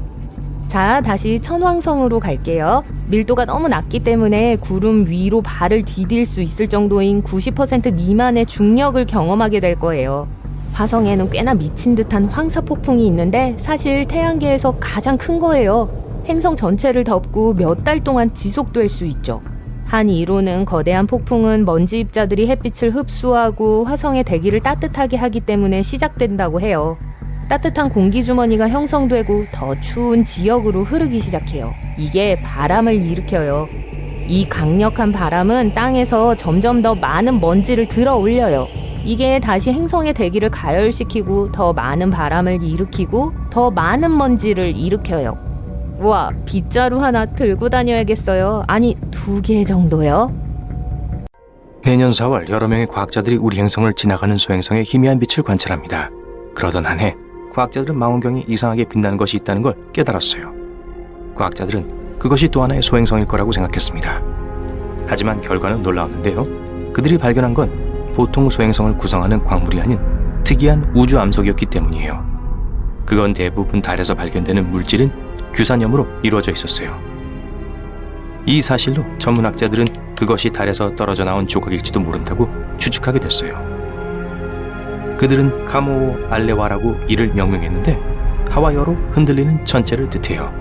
암석은 과학자들이 이미 잘 알고 있던 지구 근처 소행성과 일치하지 않았어요. 대신 그 조각엔 우주 비행사들이 나사 임무에서 가져온 달 암석과 비슷한 반사된 빛의 패턴을 가지고 있었습니다. 이 조각은 준위성으로 밝혀졌는데 지구와 태양 둘 다 공전하는 소행성의 일종이에요. 지구를 반복적으로 돌고 꽤 특이하게 기울어져 있어요. 그렇기 때문에 1년에 한 번만 밤하늘에서 볼 수 있어요. 또한 매우 수줍음이 많아요. 지구에 1400만 킬로미터 이상 절대 다가오지 않거든요. 그건 거의 달까지 거리에 40배만큼 멀리 떨어져 있어요. 게다가 이 우주 물체는 종종 그림자 속에 숨어요. 과학자들은 그 조각이 오랫동안 이 궤도에 머물지 않을 것이란 걸 알아냈어요. 그건 아마도 약 500년 전에 현재의 위치에 도착했을 거예요. 그리고 그 궤도는 앞으로 300년 안에 바뀔 거예요. 이 파편은 우주에서 혼자가 아닐지도 몰라요. 적어도 3개의 유사한 지구 근접 물체가 더 있어요. 모두들 같은 곳에서 왔을지도 모릅니다. 연구원들은 그 암석의 본질에 대해 아직 확신하지 못해요. 하지만 만약 우주선을 보내 샘플을 수집해서 지구로 가져온다면 이 특이한 우주 물체에 대해 더 많은 걸 알아낼 수 있을 거예요. 중국 국가항천국이 2020년대 후반에 이것을 계획하고 있어요. 달은 혼돈 속에서 태어났어요. 달이 어떻게 등장했는지에 대해선 여러 가지 이론이 있어요. 첫 번째는 달이 소행성과 비슷한 떠돌이 물체에 불과했다고 주장해요. 우리 태양계 어딘가에서 형성되었다는 것이죠. 어느 순간 지구에 너무 가까이 접근했고 지구의 중력에 갇히게 됐다고 해요. 두 번째 이론은 지구가 너무 빠르게 회전하고 있어서 어떤 물질들이 분리되고 지구 주위를 돌기 시작했다고 합니다. 가장 큰 조각 중 하나가 달이었죠. 세 번째 이론은 달이 지구가 형성되고 있던 같은 시기에 형성되었다고 합니다. 하지만 오늘날 가장 널리 받아들여진 이론은 이렇습니다. 아주 오래전에 그렇게 멀리 떨어져 있지 않은 은하계에서 지구가 화성 크기의 행성과 충돌했다고 해요. 충돌로 인한 파편과 먼지 구름이 지구 주위에 모여들기 시작했어요. 결국에 오늘날 우리가 달이라고 알고 있는 것이 그곳에서 형성되었다는 거예요. 아폴로 미션은 달 표면에서 3분의 1톤 이상의 흙과 바위를 가져왔습니다. 이 암석은 달이 지구와 거의 같은 재료로 만들어졌다는 걸 보여줬어요. 이건 둘이 공통의 역사를 가지고 있다는 걸 의미할지도 몰라요. 만약 달이 다른 곳에서 형성되어 결국 지구의 중력에 의해 포획된 것이라면 달은 다른 구성 물질을 가지고 있을 거예요. 또한 만약 지구와 동시에 생성되었거나 지구에서 떨어져 나간 것이라면 달과 지구 모두에 같은 광물이 있을 거예요. 하지만 달의 광물은 물을 더 적게 포함하고 있어요. 게다가 지구의 천연 위성에는 고온에서 빠르게 형성되는 물질들이 풍부해요. 달은 태양계에선 신비한 과거를 가진 유일한 우주 물체가 아닙니다. 히포캠프는 2013년에 발견된 해왕성의 위성이에요. 이 얼음 거대 행성의 가장 작은 위성이죠. 지름이 겨우 34km밖에 안 돼요. 해왕성의 4위성 중 가장 큰 프로테우스와 매우 가까워요. 그리고 히포캠프는 하마들이 여름방학을 보내는 캠프가 아니에요. 과학자들은 프로테우스가 해성과 충돌한 후 그 잔해로부터 히포캠프가 형성되었을 것이라고 생각해요. 만약 히포캠프가 우리 태양계의 다른 곳에서 프로테우스의 궤도에 진입했다면 더 큰 위성은 그것을 삼켜버리거나 밀어내버렸을 거예요. 하지만 프로테우스 자체도 해왕성의 1세대 위성 중 하나가 아닙니다. 그것은 해왕성 초기 위성 시스템의 잔해로부터 형성되었어요. 이 초기 위성들은 해왕성이 현재 가장 큰 위성인 트리톤을 포획했을 때 파괴됐어요. 충돌이 일어났었다는 걸 증명하는 주요 증거는 트리톤이 해왕성을 돌고 있는 다른 위성과는 달리 반대 방향으로 해왕성 주위를 돌고 있다는 사실이에요. 해왕성은 카이퍼 벨트에서 트리톤을 포획했어요. 카이퍼 벨트는 전왕성 너머로 펼쳐진 얼음 물체와 암석 파편으로 가득 찬 지역이에요. 그건 히포캠프가 3세대 위성이라는 걸 의미해요. 그러니까 8촌쯤 되는 셈이죠. 태양도 바람만장한 과거가 있어요. 우리 태양은 약 46억 년 전에 나타났어요. 지구가 형성되기 전 5천만 년 전에 있었던 일이었기 때문에 태양의 초기 단계를 연구하는 건 어려워요.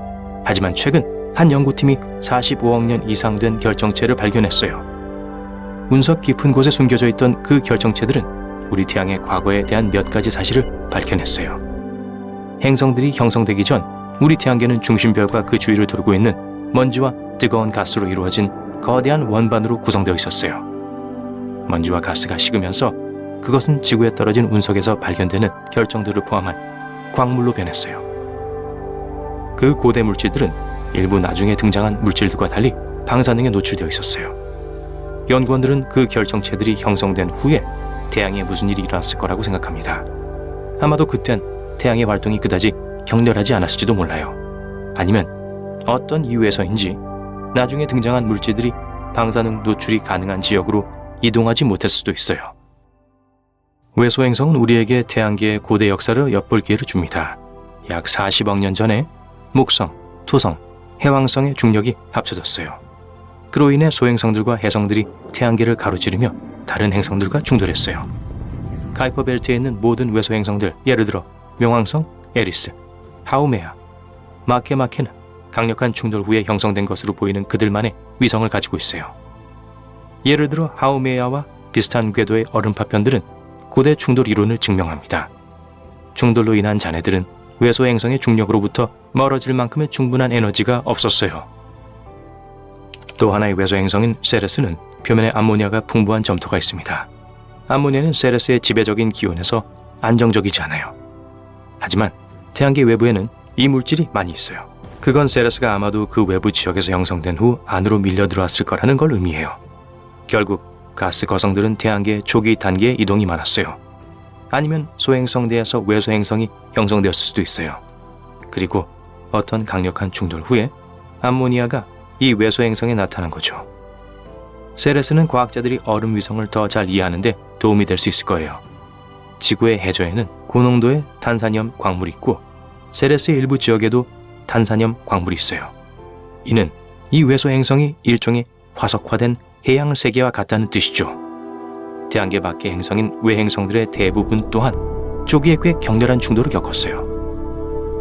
이 상성계는 우리로부터 300광년 이상 떨어져 있어요. 그리고 이 별들은 적어도 10억 살이에요. 이 시스템은 나이가 적지 않음에도 불구하고 여전히 아직 식지 않은 먼지 구름의 소용돌이 흔적을 보여주는데 이 나이대의 항성계에서 흔한 일이 아니에요. 이 잔해들은 아직 따뜻해요. 이것은 그 지역에서 두 행성이나 비슷한 크기의 어떤 우주 물체들 간에 강한 충돌이 있었을지도 모른다는 걸 의미하죠. 그것도 비교적 최근에요. 자, 모두들 진정하세요. 먼지 입자들은 어린 별 주위를 돌고 있어요. 입자들이 함께 뭉치고 시간이 지남에 따라 더 커져요. 행성이 형성되는 방식이죠. 남은 먼지는 종종 멀리 떨어진 추운 지역에 정착해요. 우리 태양계에서 카이퍼 벨트가 그이했죠. 해왕성 넘어 먼 곳에 위치해 있어요. 태양계가 진화하면서 그 입자들은 너무 작아져서 결국 근처의 별들로 빨려 들어가거나 태양계에서 밀려날 때까지 계속 충돌합니다. 전왕성은 태양계의 다른 행성들과 비교해 볼 때 옆으로 놓여 회전해요. 그것을 설명할 수 있는 유일한 방법은 과거에 강력한 충돌이 있었다는 거예요. 일반 행성보다 훨씬 더 큰 것 혹은 비슷한 크기의 다른 우주 물체가 천왕성과 충돌하여 행성을 옆으로 밀었을 거예요. 아마도 지구의 2배 크기의 행성이었을 거예요. 원시 행성이었을 수도 있어요. 원시 행성은 별 주위를 도는 얼음과 암석으로 이루어진 우주 물체이며 미래 언젠가 행성으로 발전하게 됩니다. 어쨌든 충돌로 인한 낙진이 천왕성의 핵을 억제했어요. 그건 행성 내부의 열이 빠져나가는 것을 막았어요. 이것은 왜 천왕성 표면 온도가 극도로 낮은지를 설명해 주지도 몰라요. 우르르, 재킷이랑 담요 좀 주세요. 나사 직통 전화가 쉴 새 없이 울리고 있어요. 콜센터 직원은 스트레스로 땀에 흠뻑 젖어 있어요. 전화 받을 시간도 거의 없고 그들이 받고 있는 모든 메시지는 같은 메시지예요. 달에 뭔가가 빛나고 있다고 해요.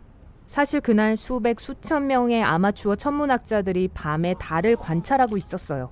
그리고 갑자기 거기서 밝은 빛이 빛났어요. 마치 누군가가 표면에 강력한 스포트라이트를 비춘 것처럼요. 과학자들은 바로 그 현상에 대한 설명을 찾기 시작했어요. 처음에는 그게 관측자들과 달 사이를 날고 있는 비행기의 불빛이라고 생각했죠. 하지만 그랬다면 세계의 다른 곳에 있는 그렇게 많은 사람들에게 동시에 보이지 않았을 거예요. 다음 용의자는 스타링크 위성이에요. 이론적으로 아마추어 천문학자들에게 위성이 잔인한 속임수를 썼을 수도 있어요. 이 작은 위성의 불빛을 달에서 반짝이는 빛으로 착각했을 수도 있어요. 하지만 또 만약 위성이 이 난장판의 원인이라면 빛이 고정되어 있지 않고 움직이고 있었을 거예요. 일부 과학자들이 이 미스터리에 대한 해답을 계속 찾고 있는 반면 다른 과학자들은 그 현상을 좀 더 자세히 조사하기로 하죠. 그 목적을 위해 스페인 세비야 북쪽에 새로운 망원경을 만들었어요. 그곳의 조건이 달을 관측하기에 꽤 적합하거든요. 이 망원경은 독일의 캠퍼스에서 원격으로 제어되는 2대의 카메라가 있어요. 만약 카메라 2대가 달 표면에서 특이한 현상을 포착하면 무슨 일이 일어나고 있는지 보기 위해 망원경을 빠르게 확대할 거예요. 또 카메라에게 비행기의 불빛, 위성 또는 방금 지구권에 진입한 작은 소행성의 빛과 설명되지 않는 달의 현상을 구별하는 것도 가르치는 고도의 인공지능도 필요할 거예요. 망원경이 조사를 하는 동안 우리에겐 이미 달 표면에 그렇게 밝고 동그란 섬광의 출현을 설명할 수 있는 이론이 있어요. 그러니까 달은 자신의 중력으로 지구의 대양과 바다의 조류에 영향을 미쳐요. 하지만 지구도 같은 방식으로 달에 영향을 미칠 수 있어요. 단 힘이 32.5배 더 강하죠. 달이 지구의 궤도를 도는 동안 어느 순간 우리 행성의 최대한으로 가까이 올 수 있어요. 그러면 그 상호작용의 힘이 최고조에 이르겠죠? 그때 기조력 때문에 달 표면에 균열이 생겨 내부로부터 가스가 방출될 수 있어요. 강력한 가스가 분사되면서 달먼지도 같이 올라가게 되죠. 그리고 우리가 망원경을 통해 본 밝은 섬광은 사실 둥글고 햇빛을 잘 반사하는 먼지 안개일 뿐이에요. 멀리서 보면 진짜로 섬광처럼 보여요. 먼지가 피어오르면서 우린 작은 폭발이 있었다고 생각하게 돼요. 그리고 그 섬광은 먼지가 가라앉으면서 점차 사라지고요. 이런 일들은 달 표면에서 항상 일어나요. 이것은 달의 일시적인 현상이라고 불려요. 그리고 달 섬광 외에도 훨씬 더 신비롭고 기이한 일들이 일어났어요. 1178년 수도승 5명이 뿔 모양의 달을 보았다고 주장했고 윗부분이 둘로 갈라지기 시작했다고 했어요. 그러고 나서 분리된 곳에서 불과 불꽃이 빛나기 시작했다고 해요. 마치 용이 불길을 내뿜는 것 같았죠. 그 다음 순간 달이 고동을 치더니 다시 평온한 상태로 돌아왔어요. 이 현상은 10번 이상 반복되었어요. 그리고 불길은 매번 다른 모양을 띄었어요. 이 악몽이 끝났을 때 달은 검게 변했어요. 20세기가 되어서야 과학자들이 이 현상을 설명하려고 했죠. 그들은 그 당시 큰 소행성과 달이 충돌했다는 이론을 제시했어요. 그리고 이 소행성은 폭이 브루클린 대교 15개만한 조르다노 브루노 분화구를 만든 원인이었죠. 하지만 이 경우 수백만 톤의 소행성 파편들이 지구에 충돌했을 거예요. 그리고 사람들은 굉장한 유성우를 봤을 겁니다. 엄청 밝았을 거고 그 기억들은 분명히 기록 보관소에 있을 테죠. 하지만 그런 일은 일어나지 않았어요. 이제 수도승들이 본 현상이 의문스럽네요. 아마도 소행성이 떨어진 걸 보긴 했을 거예요. 단 그것은 지구 자체에 떨어지고 있었고 그들이 불타는 운석의 빛을 달에서 일어나는 불길한 일로 인식한 걸 수 있어요. 아니면 수도승들이 그냥 상상한 것일 수도 있고요. 이들 말고는 이 사건의 목격자가 없어요. 또 다른 특이한 현상은 달에 있는 파란색과 빨간색 불빛이에요. 뿔 모양일 때 그걸 볼 수 있어요. 그리고 아리스타쿠스 분화구 주변에서 가장 많이 발생해요.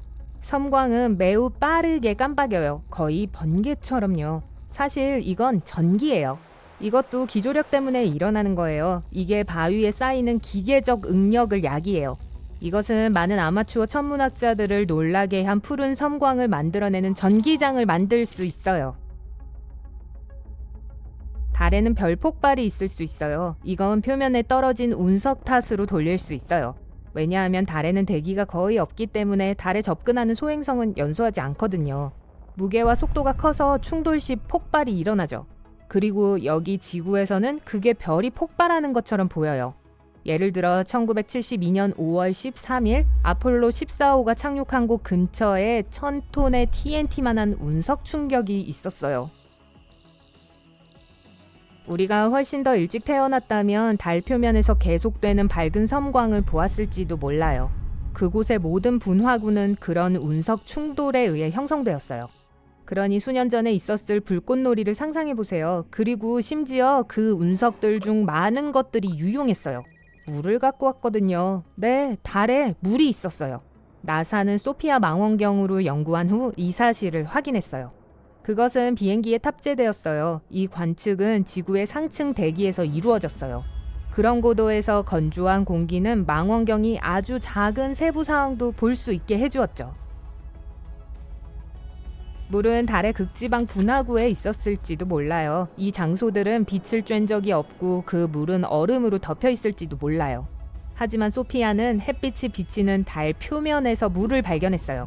물론 먼지층에 존재하는 H2O 분자뿐이었지만 그래도 물이잖아요.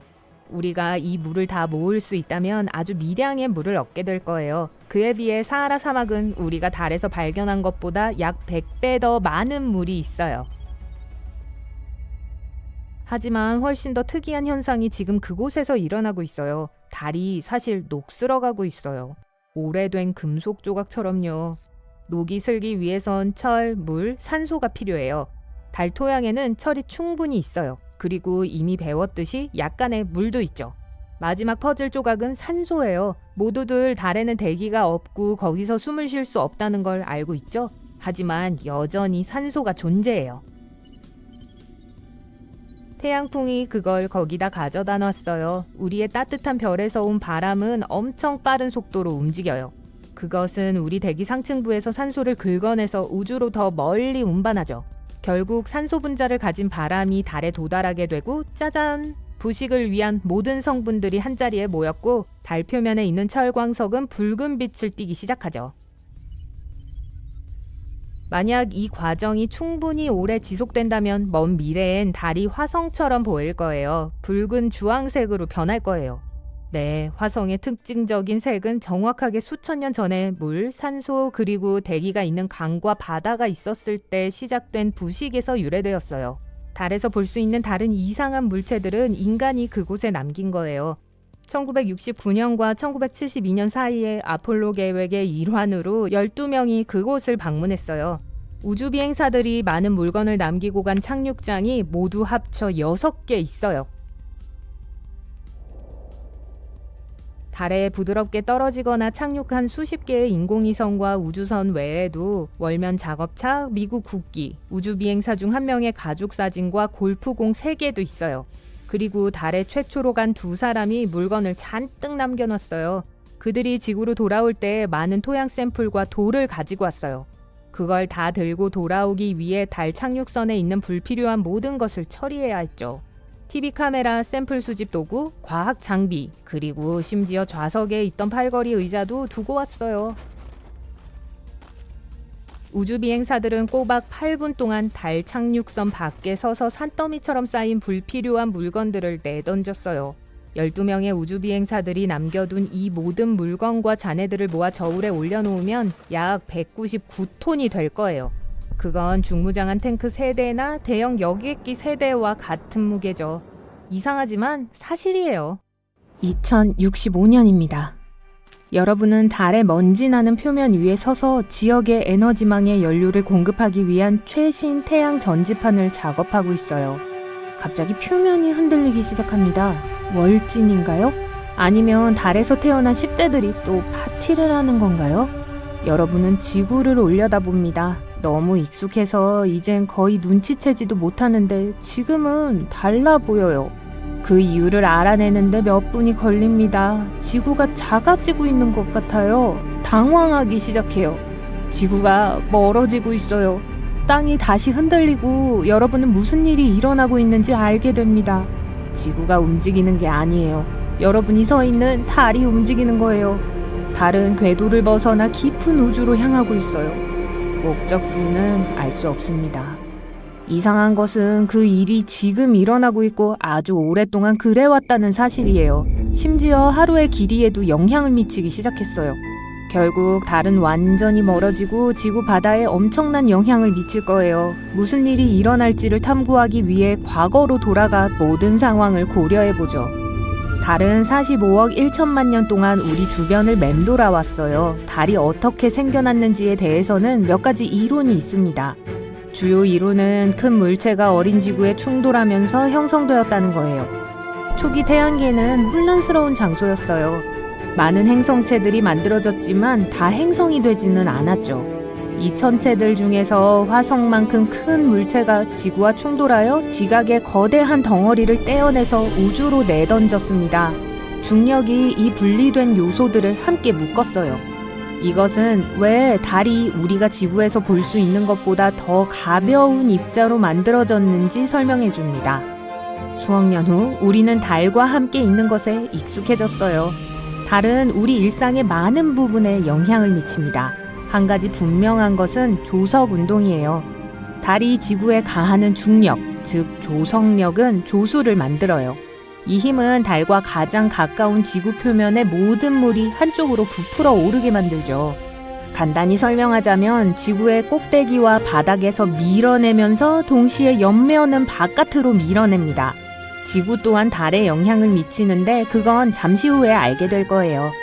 하지만 달은 생각처럼 우리와 함께 있는 걸 좋아하지 않나 봐요.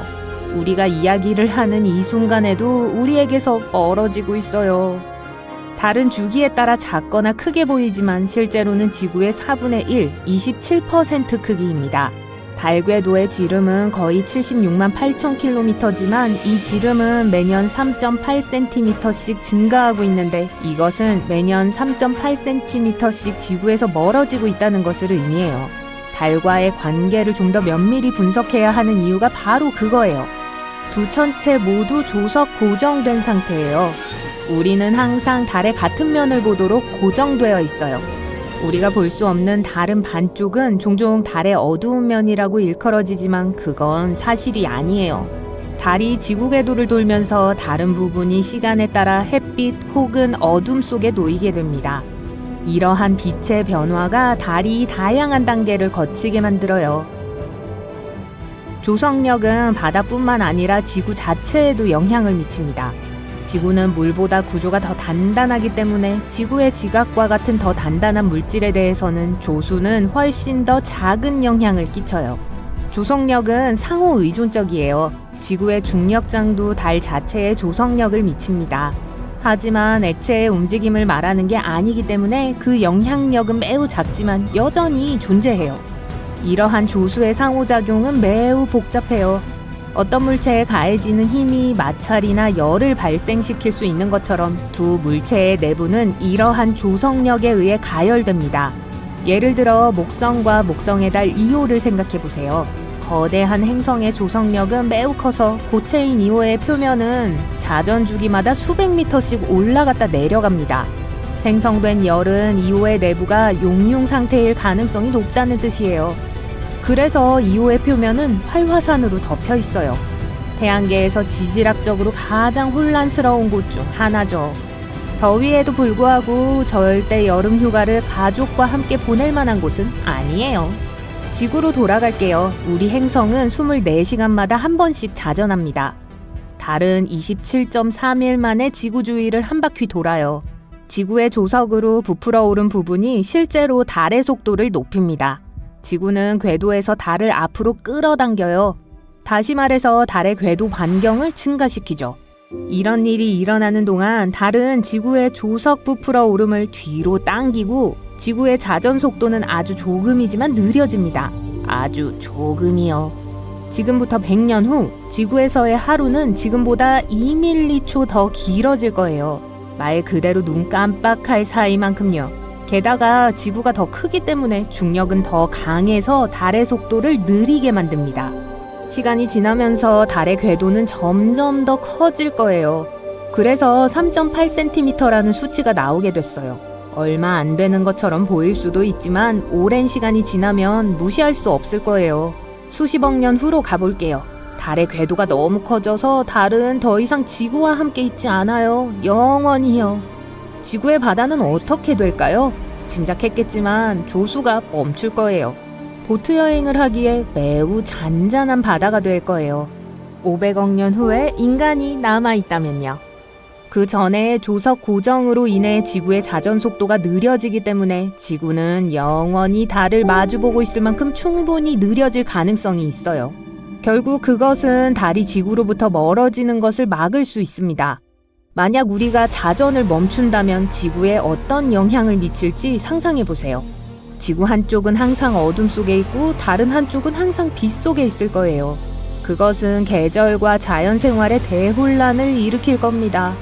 극적인 것처럼 들리고 조수의 손실은 중요한 현상이 되겠지만 그 전에 발생할 수 있는 더 심각한 다른 사건들이 있어요. 그 시간의 10분의 1인 50억 년 안에 태양은 달과 지구를 모두 삼켜버릴 거예요. 네, 태양은 태양계가 경험한 적이 없는 대규모의 파티를 열 거예요. 모두들 초대받게 되겠죠. 태양은 중심 핵에 있는 수소를 계속 태워 헬륨으로 만들고 있어요. 현재 태양은 수명의 대략 거의 절반에 다다랐어요. 막바지에 다다르면 중심 핵의 수소가 고갈될 거예요. 태양은 궁극적으로 적색 거성이 될 것입니다. 태양의 표면은 화성에 닿을 것이라고 예측돼요. 그때 바로 중력이 작용해요. 지구는 이 새로운 태양으로 끌려가서 분해될 거예요. 태양은 10억 년마다 10%씩 밝아지고 지구가 완전히 파괴되기 훨씬 전에 열로 인해 지구의 모든 얼음이 녹고 거의 살아있는 모든 것들이 튀겨졌을 거예요. 모든 바다도 말라버렸을 거예요. 그래서 지구는 아직 50억 년의 수명이 더 남았지만 지구 위에 생명체가 살 수 있는 시간은 사실 10억 년밖에 남지 않았어요. 요약하자면 달은 지구에서 멀어질 수 있지만 조수 작용이 멈추기 훨씬 전에 태양이 달과 지구를 모두 처치해버릴 거예요. 그 뜨거운 주제에서 벗어나서 형제 같은 달과 지구의 관계로 돌아갈게요. 달이 지구와 달의 공전주기와 같은 자전주기를 갖는다는 사실은 우연이 아닙니다. 수십억 년 동안 둘 사이의 조석 결합은 오늘날 우리가 알고 있는 조화를 이루었어요. 그럼에도 불구하고 여전히 진화하고 있습니다. 지구는 자전주기를 늦추고 있어요. 결국 달의 자전주기와 일치할 것이고 정확하게 같아질 거예요. 그리고 앞서 언급했듯이 지구의 하루도 더 길어질 거예요. 매세기마다 2밀리초씩요. 실질적인 영향을 미치려면 수천 년이 걸릴 거예요. 하지만 지구와 달이 서로에게 많은 강력하고 유익한 방식으로 영향을 미친다는 게 다행이에요. 마치 오래된 두 은하계 친구처럼 함께 어울리고 있는 것 같아요. 중국의 U2EO는 달의 뒷면으로 2018년 12월 7일 발사된 탐사선의 로봇 달 탐사 차량입니다. 2019년 1월 3일 최초로 달 뒷면 연착륙에 성공했습니다. 폰 카르만 분화구에 착륙했는데 달의 남극에서 멀지 않은 곳입니다. 이곳은 과학자들이 관심을 갖고 있는 지역이죠. 춥고 영구적인 그늘이 드리워진 분화구에는 물 얼음이 있습니다. 이 얼음 조각은 고르지 않고 오래되었을 가능성이 높은데요. 남극의 대부분 물 얼음은 분화구에 집중되어 있습니다. 그리고 북극에서는 더 드문드문 퍼져 있습니다. 여하간 이 얼음은 장기 탐사를 위해 유인 우주선이 달에 착륙하면 사용될 수 있습니다. 어쨌든 U2-2호가 착륙한 지 며칠 후 운영체제를 종료하고 첫 번째 달에서의 밤을 보내기 위해 동면에 들어갔고 2019년 1월 29일에 깨어났습니다. 모든 기능은 정상적으로 작동했어요. 탐사 로봇은 달에서 보낸 첫날 119m를 이동했습니다. 달의 하루는 약 14일 동안 지속되며 달의 밤도 지속시간이 같습니다. 낮에는 움직이면서 탐색하고 밤에는 꺼지는 것이 로버의 일상이 됩니다. 달에서 8일째 되던 날 U2-2호가 믿을 수 없는 것을 우연히 발견합니다. 이 발견으로 인해 과학자들은 임무의 다른 모든 계획을 연기하게 됩니다. 그들은 로버가 발견한 이상한 물질이 무엇인지 알아내는데 초점을 맞춥니다. 처음에는 이날도 달에서의 여느 날과 그리 다를 바가 없었습니다. 이것은 7월 25일 작은 충격으로 생긴 분화구로 얼룩진 지역을 로버가 통과하면서 시작되었습니다. U2-2는 베이징 항공우주 관제센터 운전팀의 도움과 감독하에 작동했습니다. 7월 28일 팀은 낮잠을 위해 로버의 작동을 중지할 준비를 하고 있었어요. 태양이 하늘 높이 떠 있었는데 그것은 기계에 손상을 줄 수 있는 높은 수준의 방사능과 타는 듯한 기온을 의미했습니다. U2-2의 전원을 끄기 전에 과학자들이 탐사 로봇의 메인 카메라가 찍은 사진들을 훑어봤습니다. 바로 그때 이것을 발견했는데 주변의 풍경과는 아주 다르게 보이는 무언가로 가득 찬 작은 분화구였죠. 젤과 같은 물질을 식별할 수 없었기 때문에 연구팀은 로버에게 이 이상한 발견을 확인하도록 명령했습니다. U2-2호는 분화구 근처로 조심스럽게 다가가 이상한 색깔의 물질을 조사합니다. 이 기계는 물질에서 반사되는 빛을 감지하는 특수 장비를 사용합니다. 연구자들이 물질의 구조를 이해하는 데 도움이 되도록 되어 있었죠. 안타깝게도 이상한 색깔을 띤 이 물질이 무엇인지는 1년 넘게 미스터리로 남아 있습니다. 그 발견과 수수께끼 같은 물질의 이미지가 없었다는 사실 모두 전 세계의 호기심을 불러일으키기에 충분했습니다. 이 물질에 대한 유일한 설명은 무작위적인 색을 가지고 있고 반짝이는 젤처럼 보인다는 것뿐이었죠. 먼지가 많고 건조한 달 표면에서는 다소 이상한 점이었죠. 하지만 마침내 미스터리가 해결된 것 같습니다. 연구진은 로버의 장비에서 받은 정보를 분석했습니다. 예상대로 그 물질은 녹색을 띠고 반짝이는 강력암으로 구성되어 있었고 샘플의 크기는 가로 51cm, 세로 15cm를 넘지 않았는데요. 마치 지질학적으로 만들어진 과일이 들어간 젤로 샐러드 같았습니다. 녹이면 유리처럼 보일 거예요. 강력암은 분필 같은 질감으로 연결된 날카로운 돌로 구성되어 있습니다. 달 뒷면에서 발견된 표본은 다양한 광물의 혼합물로 이루어져 있는데요. 주성분은 규산염의 일종으로 달과 지구의 지각에서 가장 흔히 발견되는 성분 중 하나입니다. 샘플은 또한 약간의 유리를 포함하고 있었는데 이는 화산 폭발 동안에 형성되었을 수 있다는 것을 의미합니다.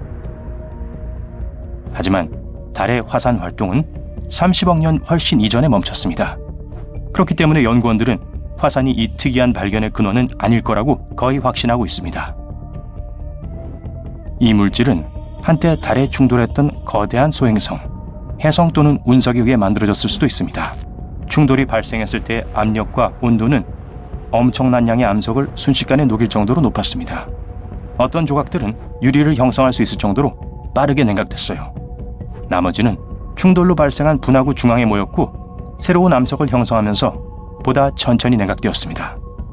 이 물질은 폰카르만 분화구에서 형성된 것이 아니라 인근 핀센 분화구와 알더 분화구에서 형성된 것으로 보입니다. 탐사선이 발견한 구멍은 직경이 2m에 불과했습니다. 그 구멍을 만든 것이 무엇이든 간에 기껏해야 2.5cm 정도 됐을 거예요. 하지만 그렇다면 그렇게 큰 강력암을 만들기엔 너무 작습니다. 이 물질이 나사의 아폴로 탐사에서 우주 비행사들이 수집한 샘플과 유사하다는 사실은 흥미롭습니다. 그 샘플 중 하나는 서로 엉겨 있는 짙은 색의 부서진 광물 조각들로 만들어져 있었습니다. 또한 검은색, 반짝이는 유리도 포함하고 있었어요. 하지만 U225가 발견한 것과 같은 것인지는 분명하지 않습니다. 로버가 사진을 찍고 측정했을 때 그 지역은 매우 어두웠습니다. 따라서 화질이 별로 좋지 않았죠. 전문가들은 또한 이 탐사의 결과가 이전에 탐사되지 않았던 달의 지역을 조사하고 있다는 점에 주목합니다. 즉, 그 지역에서 이전에 발견된 샘플이 없기 때문에 U225가 발견한 녹색을 띠고 반짝이는 물질과 비교할 만한 대상이 없다는 거죠. 하지만 과학자들의 추측이 맞다면 달의 뒷면은 지구를 향하고 있는 면과 생각했던 것보다 공통점이 더 많을 수도 있어요. 그런데 지구의 자연위성인 달의 어두운 면이 왜 그렇게 특별하고 또 왜 우리는 그것을 볼 수 없을까요?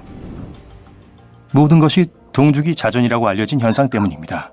지구 유일의 자연위성인 달은 27일에 한 번씩 축을 중심으로 회전합니다. 이것은 지구를 한 바퀴 도는데 필요한 시간과 같습니다. 우리가 항상 달의 같은 면을 보게 되는 이유죠. 정확히 말하자면 달 표면의 59%가 관찰 가능합니다. 즉, 1년 중 달의 뒷면을 볼 수 있는 시기가 있다는 거죠. 우리가 볼 수 없는 달의 면은 지구와 마주보고 있는 면과는 사뭇 다릅니다.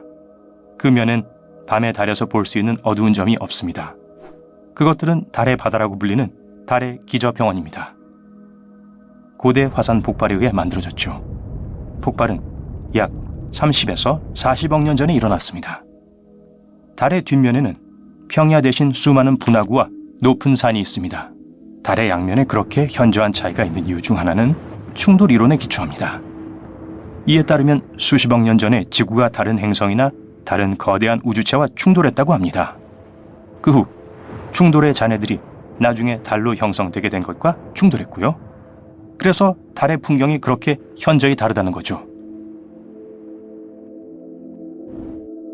좀 더 최근의 이론은 지구를 향하고 있는 달의 부분이 지구에 의해 복사되는 열 때문에 더 따뜻하다고 주장합니다. 화산 폭발 기간 동안 달의 반대쪽은 기온이 더 낮았습니다. 그래서 그곳의 광물이 더 빨리 고체화되었어요.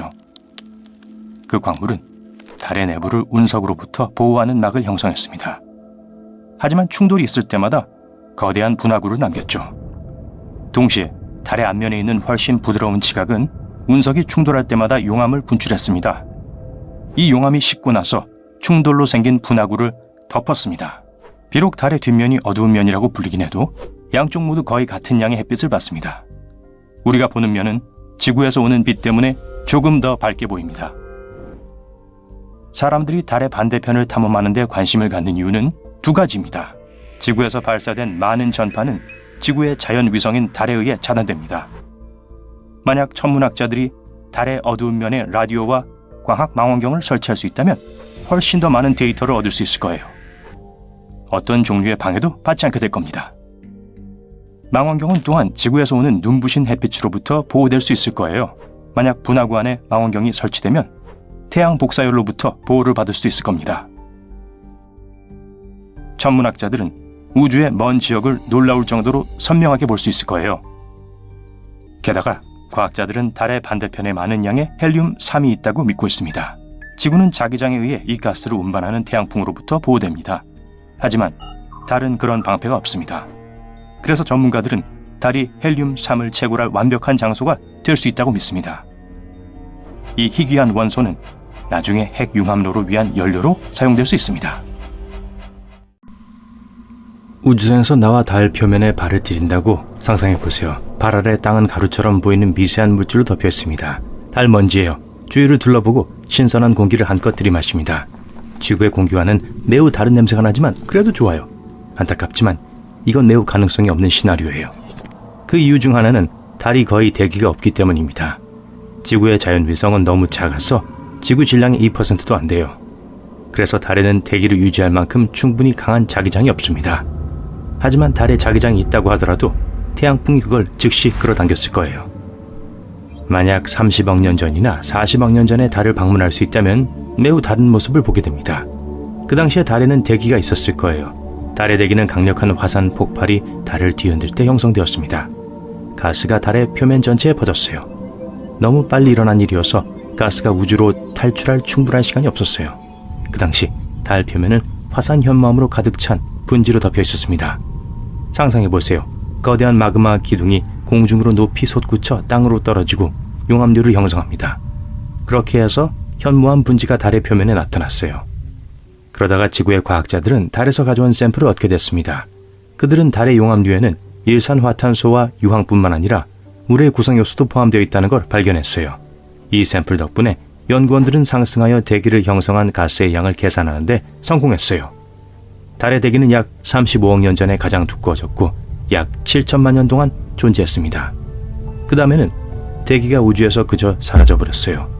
하지만 가장 멋진 사실은 대기가 있던 시절에는 달이 지구의 3배에서 10배 더 가까웠다는 점이에요.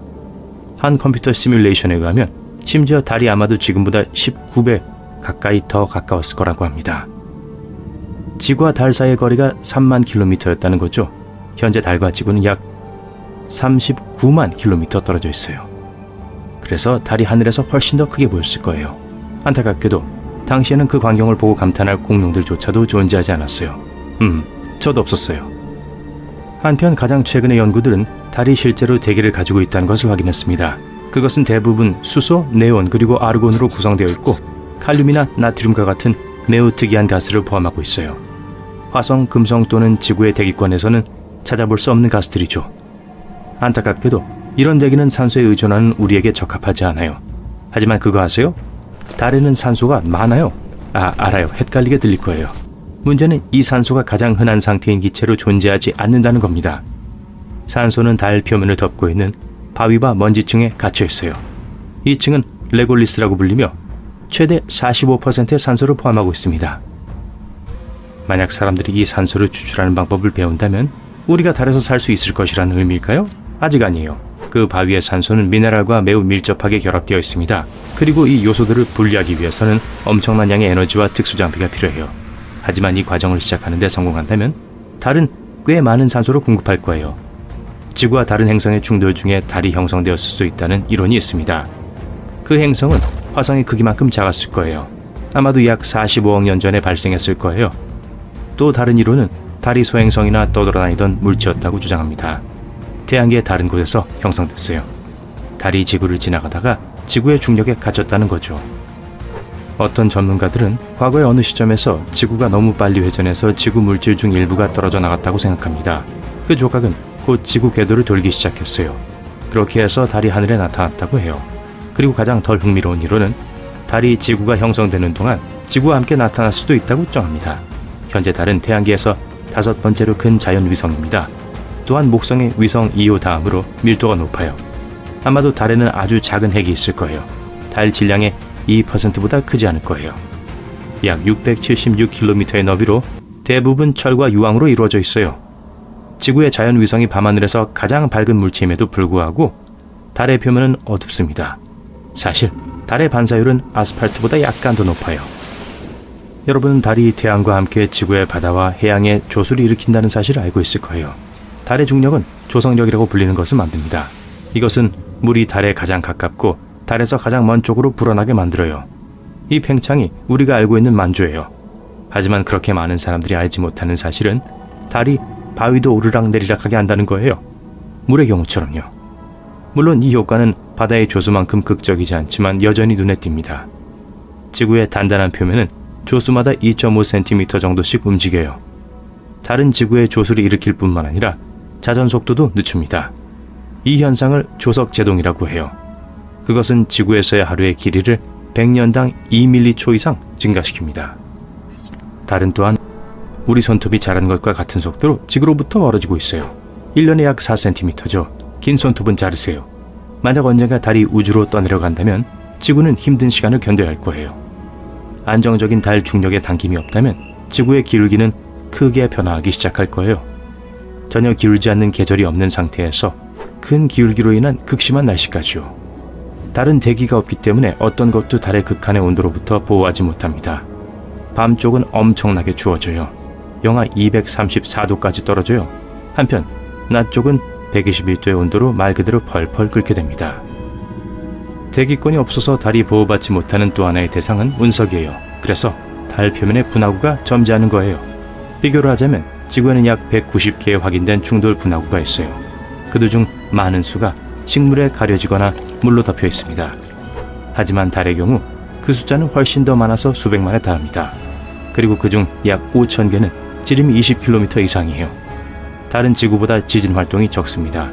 그래서 이 분화구와 다른 고대 구조물들이 수세기 동안 완벽한 상태를 유지할 수 있어요. 달의 표면은 대부분 휴면 상태이지만 달은 여전히 월진을 경험합니다. 월진은 달 표면에서 몇 킬로미터 아래에서 시작돼요. 한 이론은 달의 내부가 식으면서 수축하고 있기 때문에 월진이 일어난다고 주장합니다. 과학자들은 달이 수억 년 전에 비해 약 50m 더 날씬해졌다고 해요. 월진은 어떻게 발생할까요? 포도가 건포도로 변하는 것을 상상해 보세요. 줄어들면서 주름이 잡혀요. 달에도 같은 일이 일어나고 있습니다. 점점 줄어들고 있고 주름도 생기고 있어요. 하지만 포도와는 달리 달은 유연한 껍질을 가지고 있지 않아요. 달의 표면은 단단하고 부서지기 쉬워요. 그래서 달이 작아질수록 지각은 갈라지고 부서집니다. 일부가 이웃한 지각 위로 밀립니다. 연구원들은 그러한 단층들이 여전히 활동적이며 달을 흔드는 월진의 원인일 가능성이 높다고 확신하고 있어요. 일부 월진은 리히터 규모 5까지 상당히 강해요. 달을 올려다볼 때 우리는 항상 달의 같은 면을 봅니다. 지구처럼 달도 죽을 중심으로 회전해요. 하지만 이 회전은 약 27일 동안 지속됩니다. 이것은 달이 지구 궤도를 도는데 필요한 시간과 같아요. 이러한 현상을 조석 고정이라고 합니다. 우주 탐사가 시작되기 전에 사람들은 달의 반대편을 본 적이 없었어요. 뒷면이 어떻게 생겼는지 몰랐어요. 달에 가까운 쪽은 대부분 충돌 분지로 덮여있는 넓은 평야인 반면 먼 쪽은 울퉁불퉁하고 분화구가 있습니다. 지각은 화산 활동의 증거가 적기 때문에 더 두꺼워요. 그런데 달은 완전히 둥근 구형이 아니에요. 달걀 모양이에요. 여러분이 달을 바라볼 때 달의 작은 끝 중 하나는 항상 여러분을 가리키고 있습니다. 네, 바로 여러분이요.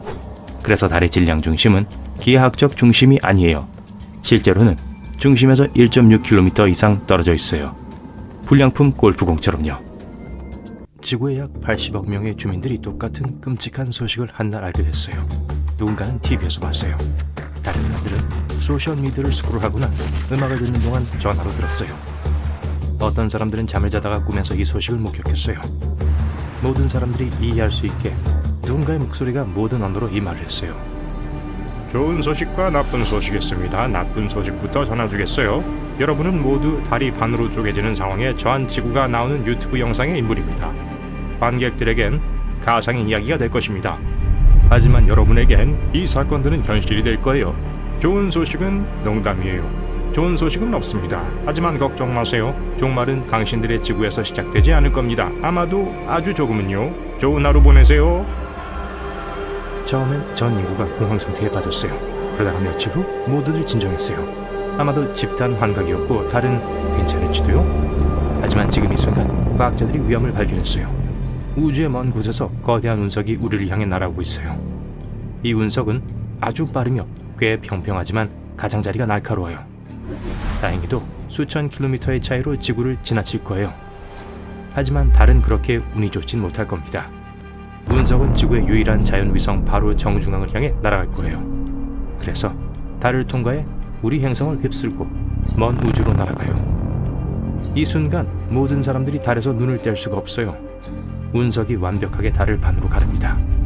부드럽고도 분명하게 고통 없이요. 그럼 이제 어떻게 하죠? 지구가 여기서 살아남을 수 있을까요? 우리의 달이 두 조각으로 나뉘었어요. 하지만 다행히도 서로에게서 멀리 날아가진 않았어요. 달의 거대한 중력은 자석처럼 그것들을 다시 끌어당겨요. 과학자들은 그 부분들이 몇십억 년 안에 연결될 거고 달이 예전과 같아질 거라고 확신하고 있어요. 하지만 제일 멋진 건 사람들이 아무런 변화도 못 느낄 거란 거예요. 전 세계 사람들이 이 좋은 소식을 축하해요. 목소리가 틀렸어요. 하지만 그러다가 또 다른 문제가 나타나요. 신발 모양의 거대한 운석이 가장 깊은 우주에서 우리에게로 날아오고 있었어요. 우리의 태양계로 들어와 빠른 속도로 지구에 접근해요. 우주 부츠가 달의 반쪽과 충돌한 다음 날아가 버려요. 이제 달은 완전히 두 부분으로 갈라지고 있어요. 첫 번째 반은 같은 곳에 남아있어요. 두 번째 부분은 우리를 향해 날아오고 있어요. 떨어지는 달 파편 때문에 지구의 작은 유성우가 시작돼요. 하지만 그렇게 나쁘진 않아요. 이 바위 대부분은 대기 중에 타오르고 있어요. 하지만 거의 쪼개진 반쪽 전체가 우리 행성의 궤도를 돌며 무너지고 있어요. 그게 바위들의 형성이에요. 이제 지구는 토성 같아요. 회전하는 파편들은 우리의 인공위성의 일부를 파괴해요. 통신과 인터넷이 되었다가 안 되었다가 해요. 안정적인 연결을 회복하는데 몇 년이 걸려요. 국제우주정거장은 더 이상 존재하지 않아요. 다행히도 모든 우주 비행사들은 달의 절반이 덮치기 전에 지구로 돌아올 수 있었어요. 그래서 달 바위들이 지구 주위를 날고 있고 사람들은 하늘의 반쪽짜리 달을 봐요. 처음 며칠 동안 인생이 많이 바뀌진 않아요. 하지만 바다와 대양 해안에 사는 사람들은 이것의 결과를 알아차려요. 달은 조수에 영향을 주곤 했었어요. 지구로 날아다니며 바다를 타원형으로 만들었죠. 조수는 달이 더 가까이 있는 쪽에 있었어요. 반대쪽에는 썰물이 있었죠. 하지만 이제 이 일정은 틀렸어요. 반쪽짜리 달은 물을 적게 끌어들여요. 네, 달이 중량의 반을 잃고 지구에 접근하기 시작했어요. 하지만 그것의 중력의 힘은 약해졌어요. 바다새, 물고기, 바다거북이 그리고 다른 많은 해안동물 종들은 이런 변화에서 살아남지 못할 수도 있어요. 달과 연관된 그들의 자연적 본능이 먹이를 얻고 번식하고 남쪽으로 날아갈 시간을 결정한 데 도왔어요. 예를 들어 작은 거북이들은 아침에 강한 조류를 예상해요. 물가로 달려가지만 물이 닿지가 않아요. 거북이들은 제때에 바다에 숨지 못해 갈매기들의 저녁밥이 되어버리죠. 평소보다 조수가 일찍 시작돼 개들은 알을 낳을 수가 없어요. 숲에서 늑대들은 미쳐가요. 매일 밤 그게 울부짖으며 멈출 수가 없어요. 모든 자연계에 무슨 일이 일어나고 있는지 이해하지 못하고 있어요. 인간의 몸도 약간의 불편함을 느껴요. 많은 사람들이 저혈압과 고혈압을 갖고 있는데 어떤 사람들은 심한 두통을 경험해요. 반쪽달이 지구의 전체 생태계를 바꿔요. 새로운 환경에 적응하는데 수십 년, 어쩌면 수백 년이 걸릴 거예요. 몇 주가 지났고 사람들은 이제 낮이 짧아졌다는 걸 알아차려요. 달은 항상 지구에 자전을 늦추었고 하루가 24시간 지속되도록 했어요. 지구는 지금 더 빨리 돌고 있어요. 모두가 익숙한 것보다 밤과 아침이 더 일찍 찾아와요.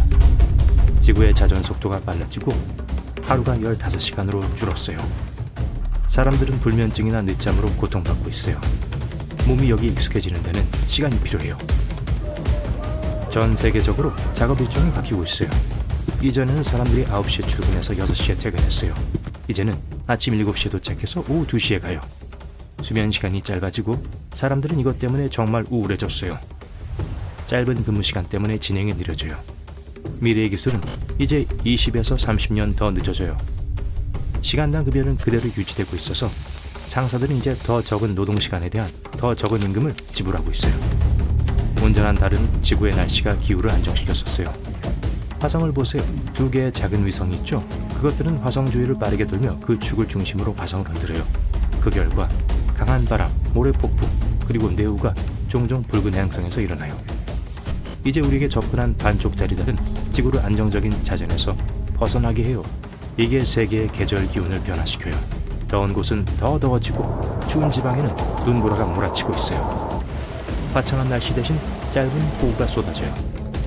평범했던 바람이 허리케인으로, 작은 파도가 쓰나미로 변할 수 있어요. 이제 계절이 더 빠르게 변하고 있어요. 겨울은 더 춥고 여름은 더 더워요. 바뀐 행성의 회전은 지구의 자기장에 영향을 미쳐요. 지금 나침반과 항법 장치가 불안정하기 때문에 우린 북쪽과 남쪽이 있는 곳을 다시 계산해야 해요. 새들은 어떤 방향으로 날아야 할지 몰라서 겨울을 나기 위해 남쪽으로 날아갈 수 없어요. 새들의 내부 나침반이 고장났어요. 수백 년이 흘렀어요. 사람들은 지구의 새로운 환경에 완전히 익숙해져 있어요. 새로운 종의 동물과 물고기가 나타났어요. 새들은 다시 달로 하늘길을 찾을 수 있게 되었어요. 지구의 경제가 회복되었어요. 시급이 더 높아졌어요.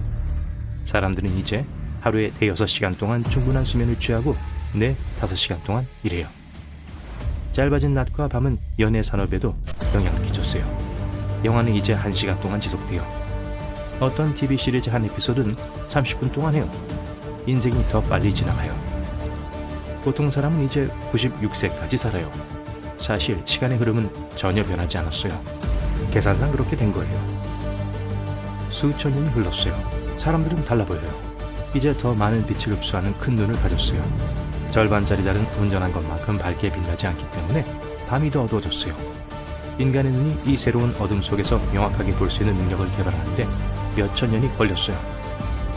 동물들은 이런 조건에서 길을 더 찾아야 하기 때문에 이들의 눈 또한 더 커지고 보다 민감해졌어요. 이 모든 시간 동안 사람들은 달 암석의 궤도를 청소했어요.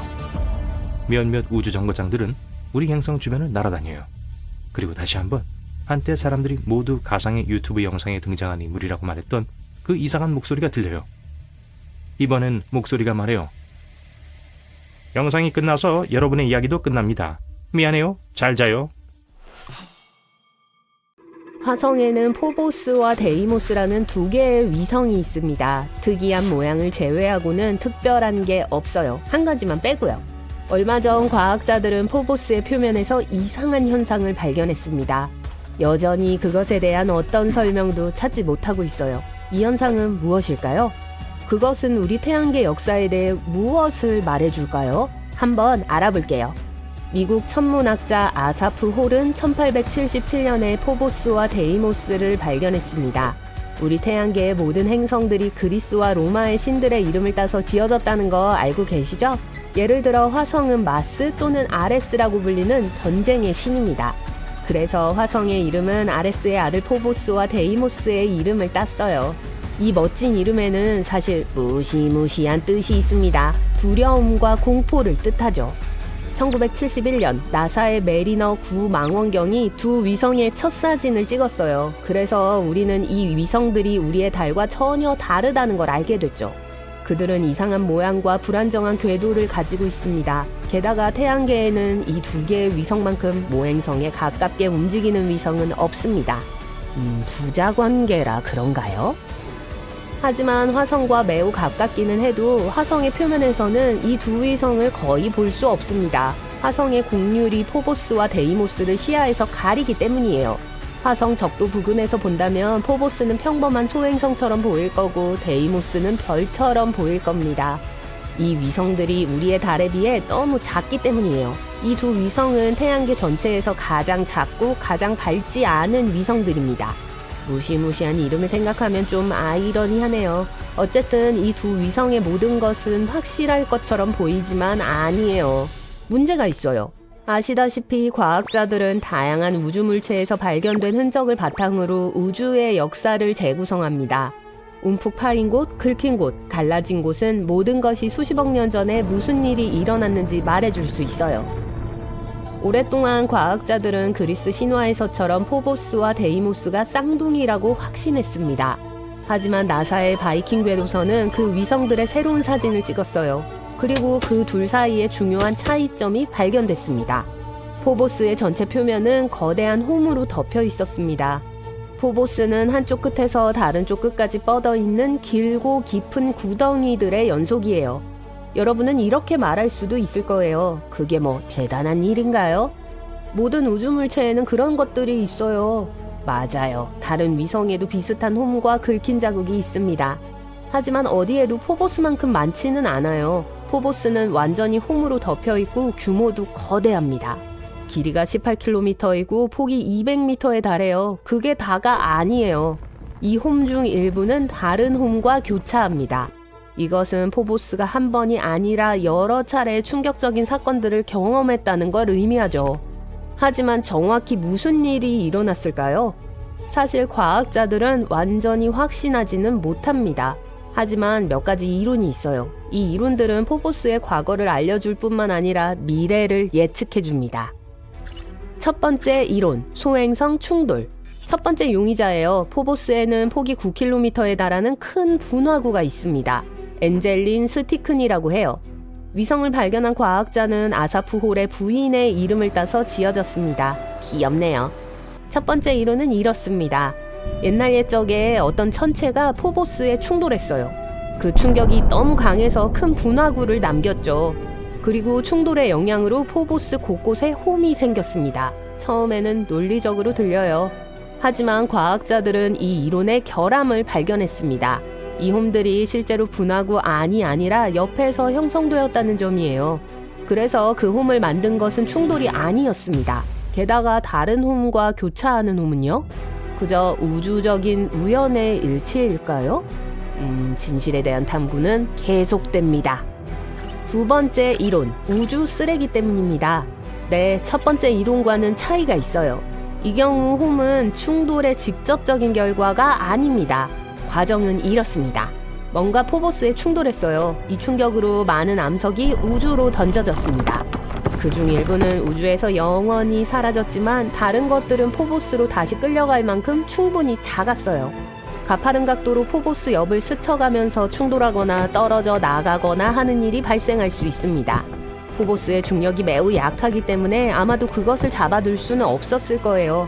다시 말해서 이 암석들은 오랫동안 위성을 향해 당겨지고 밀려 나가기를 반복했어요.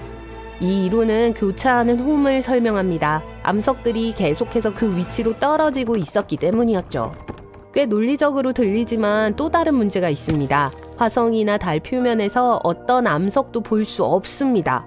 이 모든 잔해는 중력에 의해 갇힌 채로 행성의 궤도 어딘가에 남아 있어야 했습니다. 그러면 그저 포보스의 일부가 되죠.